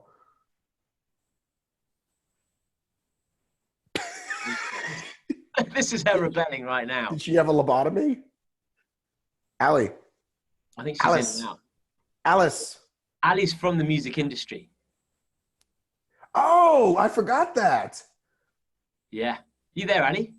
Nope. She just did some heroin, I think. She was inspired by the punk conversation, and she found some black tar. Yeah, we kind of post-punk. We had the New Romantics, but then we had a new wave where everyone got into Spandau Ballet. Yeah. You know, Right. I mean, all those boys: George Michael, Duran Duran. Classic tunes. I'm trying to make my hair like Spandau Ballet. I don't know what I've just come back into, but it sounds great. Allie, I was asking if when you were first turned on to punk rock music, if it like changed your life, because it did for a lot of people over here. Like I worked in the music industry for like 12, 13 years because of the fact that when I was 13, 14, I was completely fucking obsessed with everything. Like all rock music, all punk rock music, all everything. I went music nuts. Did you ever meet Pete Shelley? No, I didn't meet Pete Shelley, but I did meet Joe Strummer, and I also used to hang out with some of the other guys who used to be in the guys that used to be in the Smiths were fun, apart from Morrissey, who's a massive racist. Yeah. But no, I've met a lot of people, but I never met Pete Shelley. What about old Jonesy? Yeah, so Nick Jones used to hang out with the Libertines a lot, who were a band based in London, in Whitechapel, where the Ripper used to work out of. That's where I'm sat. Yeah, and I've spent a lot of evenings with old Nick, and he is fucking insane. Right. What about the Smiths? I like Smiths, like Johnny Marr, but as I said, Morrissey's not my favourite person. Shyness is nice. It should have been racism is nice, but sure. Shyness can stop you from doing. It's uncanny. It's like I'm talking to Morrissey. Brilliant. I'm just worried that Hellard's going to start singing now, and he's actually quite good. Oh my God. Because the bounce. He's actually got a song out at the moment. I quite like Morrissey. I bet you do. Look at you, your Aryan hair. So, Michael Jackson was like, everybody knows he's a pedophile, but we still play his music. So do people feel that way about Smiths? Do you know what? Six Music, I think, have stopped playing the Smiths now. I think, but I'm not sure. But being a paedophile is a bit different to being a racist, isn't it? It's like, one's worse than the other, that's for sure. But I'm saying Michael Jackson is still selling records all over the world. You think that they wouldn't. So I'm saying... Donald Trump is still your president. You'd think that he wouldn't be. Like, this is the thing. But Gary Glitter... Shyness is nice, and shyness can stop you from doing things in life that you want to. That is just glorious. Maybe. But do you know what? Like, Gary Glitter in this country, nobody plays Gary Glitter. No one plays it because Gary Glitter was a paedophile. Michael, it seems to me like Michael Jackson. Wait, what? Can you name a Gary Glitter? What song would we know over here? Boom, ba-dum, ba-dum, bum, bum, bum. Is that them? Ba-dum. No, Leader of the Pack is Gary Glitter. Oh yeah, that one. Yeah. You wait a minute. You're singing the theme, the stadium theme, right? Was that Joan Jett? That was probably Joan Jett. Oh. Not a Joan Jett. paedophile listener. You're singing dun, dun, dun, hey, dun, dun, dun, right. That's Gary Glitter. Is it? I don't know. The only one I can remember is Leader of the Pack, but no one plays Gary Glitter anymore or talks about him. But Michael Jackson still seems to be okay. Don't know why. Yeah. And to be fair, probably more of them out. Well, Allie on our podcast said that there's a whole heap of Me Too's coming out of the music industry soon, but she's yet to go into details. I'm desperate. I haven't got you drunk to actually find out more. To be honest, you're not going to know who they are because from my experience with Me Too, it was always the people that worked in the industry, A&R men, managers, high level music execs. Like, I've never had a problem with a band. Maybe one or two, but probably because they're getting enough already.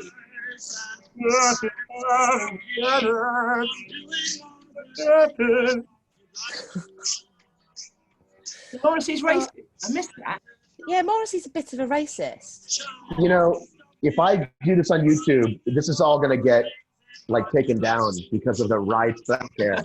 It's not if you claim it. If you claim it as user-generated content, it should stay up. And also, Morrissey needs some money, so I reckon it probably will stay up. Does this mean we're funding racism? No, because this is an old song, so it'll go, you know, when it comes to royalties. I'm just trying to look up some Morrissey stories about him being a racist. So, yeah, the truth is, if I put this on YouTube, it'll just say, I can't monetize it. I can't make the money because the money's going to go to them instead. Yeah. Because your music people have figured. Okay. Get this. However, on a podcast, go ahead. Morrissey reaffirms support for far-right party and claims everyone prefers their own race. Okay? Well, that's true. No, they don't. Yes, it is. No, I like all people. It doesn't matter what race they are. I've heard you've never laid down with a black. Is that true? That's actually for me to know, and a lady never tells. I mean, I've got to say, when I was part of 16,000 person... Can I say, this is my favorite episode I've ever done. Great. I've never laughed so hard. I'm kind of worried about people hearing this, especially my mother, who tends to listen to a lot of the things that I am on. Could I just say, God bless America? When I went to America, I had a combination of a Jewish Chinese girl. I didn't think I, lay down with a person like that. Well, you said had. Did you buy her? Yeah. Had a lovely evening. Dinner. You had dinner with her. Yes, I ate. Was it someone you met from the obstacle world? No. I've been in a relationship since then, actually, so I've been a good boy. I don't think No. When did you, wait a minute. When you were in America, when was this? Oh, many times. This would have been back in the noughties, maybe the 90s. Most Brits have been. So you met an American. When were you barred from the States, Hellard? When were you not allowed back in? Hellard. I used to live in West Virginia. Next on the program, David Hellard. Yeah, I used to live in West Virginia. I sold door to door. Doing what?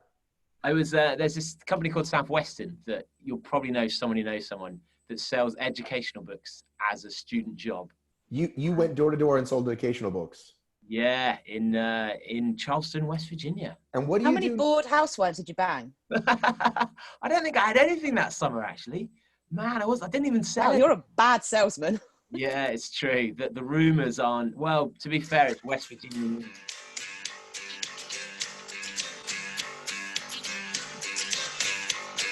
I don't even know what this is. Send in a coma, I know, it's serious. Why was his girlfriend This is the best. Because she was a Muslim and he tried to kill her. That's what no one knows about that. So there are two, I know you don't really pay attention, Allie, but David knows. There's two very well-known obstacle racers over here called Ryan Atkins and Ryan Woods. Sorry. Actually, I made this shirt because there's so many Ryans. Anyway, when I have them on, people love it because they're these two elite guys, but this is what we do basically. what we've been doing is what we do, and people love those episodes. Can I have you guys on, like, because I'm having the most fun, and even if people don't enjoy all the crazy political talk, like, I'm dying laughing. So can I have you guys back on, like, maybe, I don't know, in a month again? This is fantastic. Of course you can. I'd be game, absolutely. And maybe we can do a caffeine bullet giveaway. Well, sure. Let's just hear a few bars from this, and then we'll stop. I promise. You know this one? I mean, your audio quality is awful. Sorry.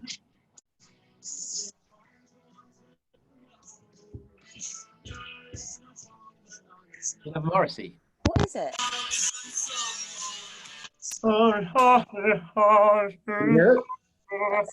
Yeah, I can hear it. Yeah, that's a good one. No, the best one is There Is a Light. That's the best one.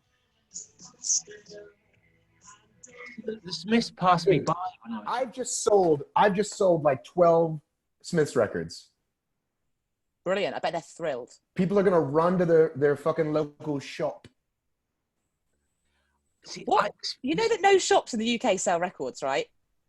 Apart from Urban Outfitters, actual vinyl. You can't buy a record in a shop now. Yeah. Yes, I know. It's all downloadable now, isn't it? Yeah. No need for subculture anymore. You can be a fucking master of everything just by going on Spotify. It's a digital world, isn't it? So I've discovered a friend of my friend produced an album by himself about 10 years ago, and it's on Spotify. And I don't know what to do about it because it is literally the funniest, worst music I've ever heard. He must have put it on Spotify. Yeah. So I lived in LA for like 8 years, and everybody's always working on something, right? So you'd get invited to someone's one-man show, right? And on the way in, you would just pray, please don't let this be the worst piece of shit I've ever seen in my life. So I can say one nice thing about it, right? And sometimes it was the worst piece of shit you've seen in your life. Welcome to my fucking career. Welcome to people saying that to me. Ali, could you listen to my brother's band? No, because if it's shit, I'm going to have to tell you it's shit. Ali, what was your job? I was marketing. I was a marketing person, so I used to basically plan a whole album campaign from like music videos to singles to when we would release it to when we go on tour, all that. So I got blamed for everything. I did everything and got blamed for everything. For Arista Records? No, for Atlantic Records and Sony Music. Did you bag a celebrity? Did you bag a pop star? Were you a groupie? I don't like the term groupie, but actually. Did you sleep with Justin Bieber? No, I'm not a man. Look at me, I'm a female woman. Oops. Shouldn't have said that. I've had sex with a few pop stars, sure. Haven't we all? Like, if we're... I mean, you also don't want to tell us who, but if we're to rate... No, you do need to tell me who. Because that's what we do on this podcast. I've got to tell you that you're not going to know who any of them are. Can I give you a clue who it is, Matt? He wouldn't bang me. Look at me, I'm black. No. Like, yes. What level are we talking, Ali? If we're talking at like Justin Bieber, he's pretty much top of the game, right? We're going. You know who one of them is. I've taken you to see his band. Just I told initials. You to behave yourself backstage. Initials. Just initials. So it never actually went any higher level than that. So that is about. Was it FM? Close. It wasn't Father John Misty, but I wish it was. I would say, if I was to describe, I would say this person who I know, the American equivalent would be the guy who is called, is it Ben Gibbard? Ben Gibbard from Death Cab. That would be the equivalent, yeah. That would be the equivalent. She's nailed Ben Gibbard. But the UK version. The UK version. The UK version of Death Cab for Cutie? Yeah, basically, yeah. Okay, I have a listener who probably could figure this out. So you didn't sleep with Freddie Mercury in the early 80s. No, because I was 9. So that's what stopped you. Yes, he wasn't a paedophile, sadly. You know what else can stop you? Do you know what else can stop you? What? Shyness. Oh God! Walked into that one. The lowest band, the equivalent of. Yeah, what's the? Okay, once this is a funny story. What was your entry level? What was your interview? There was this band called it was in the early noughties. I was at university, and the band were called The Bravery. And this guy told me Did they do the song In the Shadows? They might have done, yeah. But this guy told me he was the lead singer of the Bravery, and I believed him because he didn't really have the internet then. And I banged him, and then found out he wasn't the lead singer of the Bravery. But that's not why. That's not why you banged him, though, right? It is totally why. I was like 18, and I was like, "Sure, you're famous," and he wasn't. He was just a random person. What? Did you say in the 90s? No, early noughties when I was at uni. We don't have that phrase. What phrase are you saying? When I was at university or when I was at college. This noughties? Oh, do you not have it? It's from 2000 to 2010. That was the noughties. And believe me, they were naughty, Matt. So is that so like 00? Yeah. Okay, so the 90s. So this is a great point. Okay, this is a great point. I'm so glad you guys are on this program. Okay, in America, when the calendar turned, right? I'm old enough to remember Y2K. I don't know if you are. It was a huge fucking deal. The calendar turned. Everything was supposed to explode. It didn't. Right. From 99 to 2000, they were like, oh, these are the aughts. AUGHT. Right? Oh. Right? Oh. Nobody has called them that before or since. Right? When I ask people, what do we call this decade? Because on the radio, they're like, the 80s, 90s, and today. That's what they would always say, right? So it's like, what is it going to be? What is it going to be when this thing ends? And people would always write, oh, the aughts. I'm like, no. That's what they said it was going to be, but nobody said that. So now we just say the 2000s, and then we say the 2010s, which doesn't make very sense either. But noughties makes a lot of sense because 00, double naught. And you get that double entendre there, don't you? Yep. What is going to be bad is when young people go to noughties themed parties. Oh my god! Even like 90s themed. Like what? No, that's nowish. Naughty themed. Wow, that's going to be painful. Yeah. What's going to happen?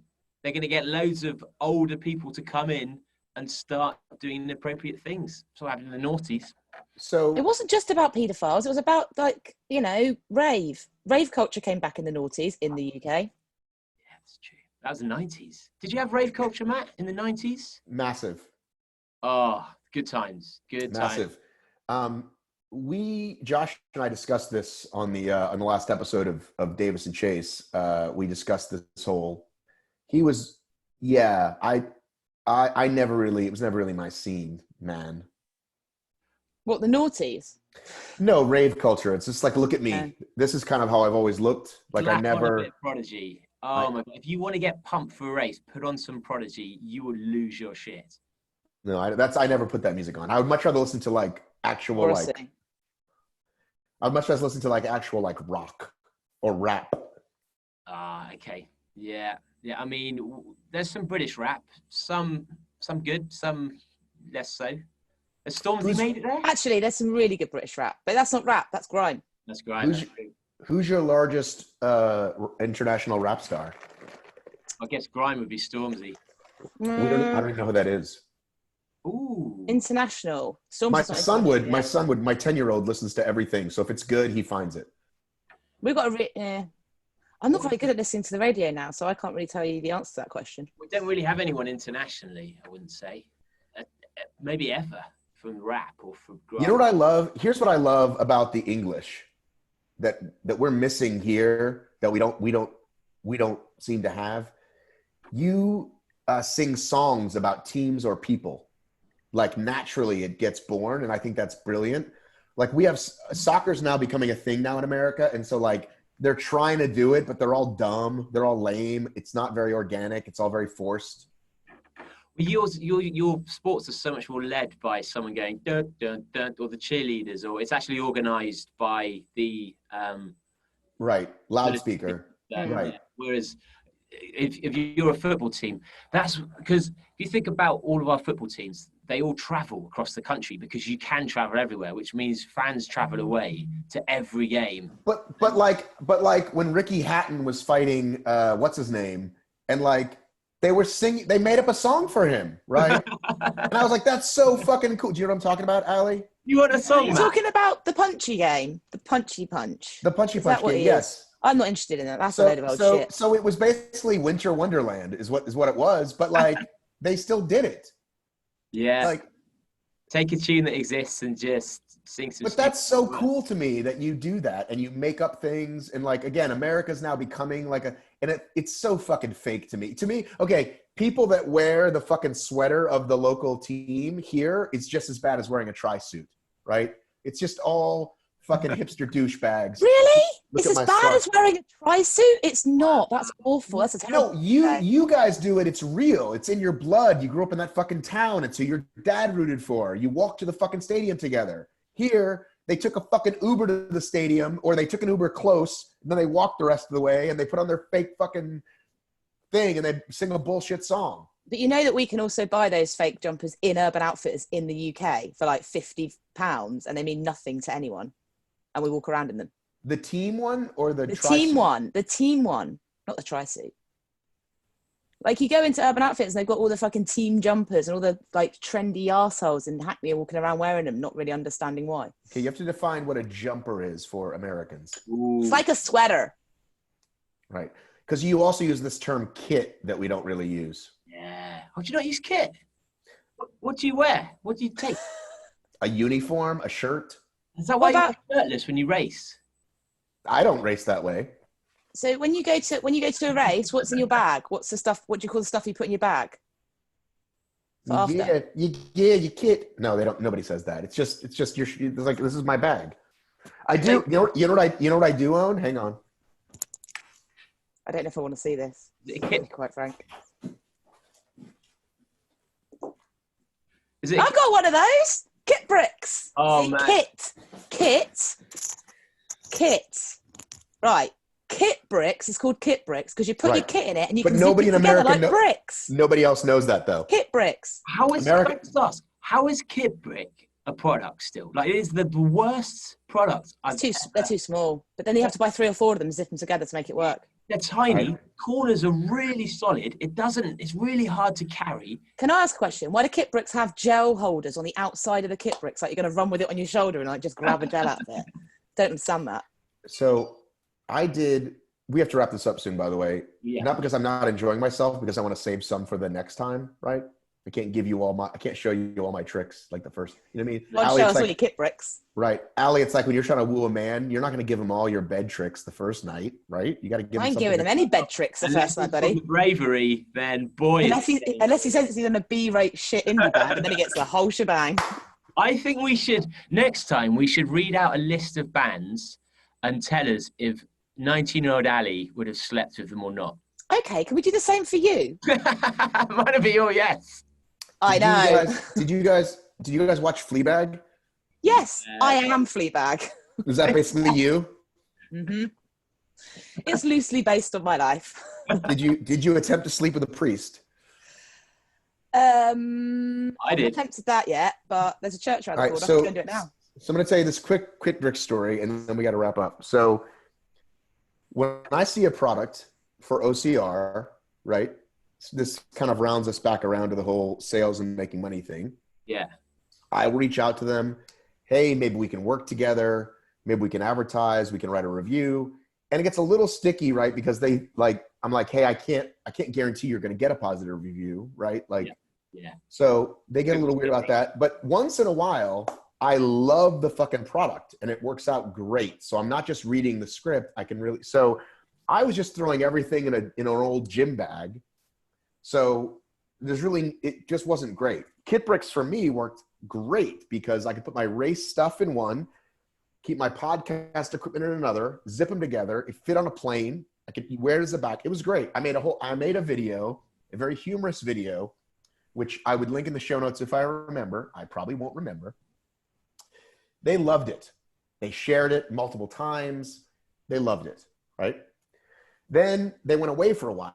Like they stopped selling it. Like you couldn't get them online. And then someone said, hey, they're back. So I reached out to the new people and they sold this thing called a Dobby kit. Dobby kit. Am I saying that right? I don't know what that is. Dobby bag. The house elf from Harry Potter. He's got his own. They sold me a Kidditch broom. It's this bag that you put your wet clothes in. Instead of just being a garbage bag, it's a kind of a more durable plastic bag. Right? Okay. And it was great. You'd throw your wet clothes in it, put that inside the thing, or just throw it in your trunk of your car, the boot of your car. We call it a trunk. You call it I a like boot. the way you lean in with every. Because he leans in and leers. It's like, oh. He does. Ooh. the boot of your car where the ripper keeps his buddies. He didn't have a car, dude. It was like before cars. His horse. He kept it in the boot of his horse. Okay. Anyhow, I write the new people and I go, hey, would you send me a new bag? It's $15. Would you send me a new one? The lady was like, here's a link for 10% off. And I was like, lady, I don't know if you know this, but first of all, I'm Happy Davis. Oh, do you know who I am? Second of all, I have this video that you guys have shared multiple times. It's amazing. She was like, no.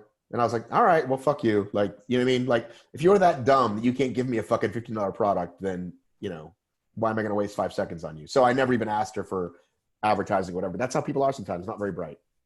True. So we can slag them off then. So, and just to be clear, it's not that I won't be nice to you or say nice things about you if you don't give me free stuff. The point is that, like, I'm building a relationship with the new company. Like, hey, maybe we can advertise. But, like, I wasn't even going to ask her to advertise after that, because it's like, if you don't know that you give someone a fucking $15 bag that's, like, clearly been a great ambassador for you, you're a fucking idiot. Hey, dude, so I'm an ambassador, or I'm a sponsored athlete for Ultimate Direction in the UK, and they're so nice that my dog chewed one of the clips on my fast pack, and you can't get the clips again. So they sent me an entirely new bag, because they're like, well, you can't be seen with a broken bag, because then people will think that our bags break, right? They're fucking great. Like, I heard it was because you take everything in any direction. There is that as well, but that's different. I've got some Harry Styles stories if you want to hear them, but not for this. Harry Styles once propositioned me whilst playing Lego with Ed Sheeran. He was about 17. I was like 12 years older. I was like, no, I'm all right, thanks. You were playing the older lady. You were playing Legos with Ed Sheeran. Yep. Because I was working with Ed Sheeran, and Ed Sheeran loves Lego, and I was at Ed's house, and Harry came round to play Lego and smoke weed, and then propositioned me, and I was like, I don't think that's a very good idea. Is this why he signed with Columbia? No, it's not. He didn't sign with Columbia. He was with Psycho, because he won the X Factor, so he had no choice. Well, I'm looking him up because no one knows who fucking Harry Styles is. He was in One Direction, the biggest boy band in the world, and you fucking know who they are. They were not the biggest boy band in the world. They were. Ooh. They weren't bigger than NSYNC or the Backstreet Boys. They were. What about the Beatles? No. The Beatles have been around longer. So they got more streams. True. I can tell you right now, they weren't bigger than. Name a big hit by them. Story of My Life. That's What Makes You Beautiful. Allie Bailey, Turn Me Down. Allie Bailey, Turn Me Down. That's a really good ballad. Yeah. That's what makes you beautiful. There you go. If you asked me who sang that, I would have said, what's his name? Ultimate Direction. I would have said Ultimate Direction. I would have said, what's his name? Bieber. Who? Oh, no. No one can ever top NSYNC or the Backstreet Boys. I'm sorry. You can't. They were not bigger than them. New Kids on the Block. I like them better. I did too. Have you ever heard of the band Five, Matt? Band Five? Did she sleep with 2 or more of the members of Five? No, I fucking didn't. Just for If the we're record, talking I haven't slept with loads of pop stars. Thanks very much. Anywho, if you like your Backstreet Boys, though, listen to the band Five. That is proper quality. British boy bandage. With attitude. With The Five attitude? Bad Boys with the power to rock you. Yeah. Is that a lyric from one of their songs? Yeah, I once went to see Five, right, Hang at on. Wembley Stadium, and they came on stage on Harley Davidsons, and there's this great big thing behind them that described them as the 5 bikers of the pop apocalypse. Yeah, it was amazing. First of all, it is a dream of mine to attend a concert in Wembley. Like, that's a big deal, right? So Yeah. like, I would like to go over there and like see a band. Remember, you're supposed to find a race for me to do over there, and then find also a concert that can happen that weekend. Perfect. Well, Backstreet Right. Boys are still touring. Can you imagine how awful that will be? Dragging their limp carcasses up to try and do the fucking dance from Backstreet's Back. It'll be literally like the graveyard scene. But they're doing boat cruises now, those guys. They're like get on a boat with a bunch of really old women, 40, 50-year-old women who like probably... It's really old 40 or 50-year-old women now. I mean, I'm nearly 50, so I shouldn't say that. Okay, which one of these should I... Okay, I'm going to play this song, Slam Dunk, parentheses, Slam Dunk. Da Funk. Parentheses, Da Funk. Yeah, Slam Dunk, Da Funk. That was their first single, I believe.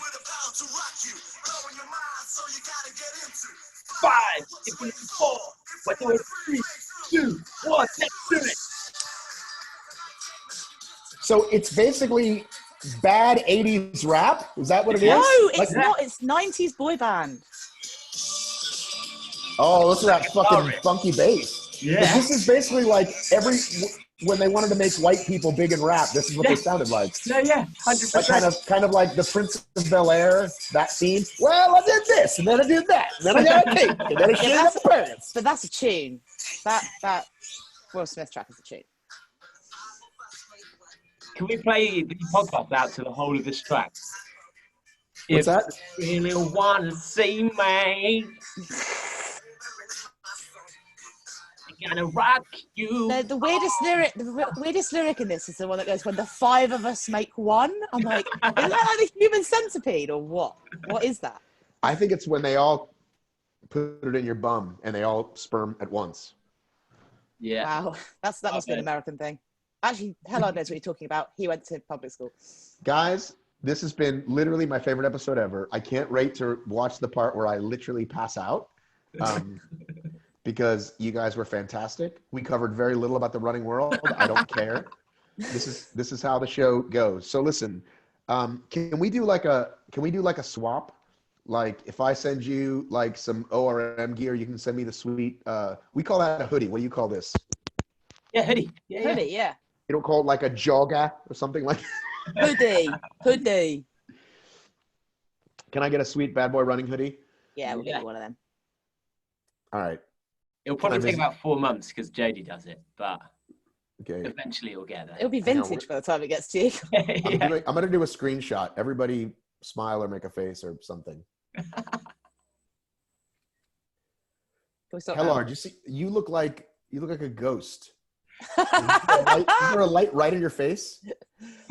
There is a light that never goes out. Yeah, stop. Okay, right there. It's perfect. Okay, we're gonna do it again now. Don't move. Oh, every time you move, it gets super bright. Look at that. Oh, there you go. Oh. Get it to where it needs to be. Get it to where you need to be. I think it's my. Oh, there we go. Hey! Oh. Make it dark. What is it? It's my computer adjusting automatically. I got it. Listen, this has been a hoot. Wow, you're a twat. Yeah. You know it.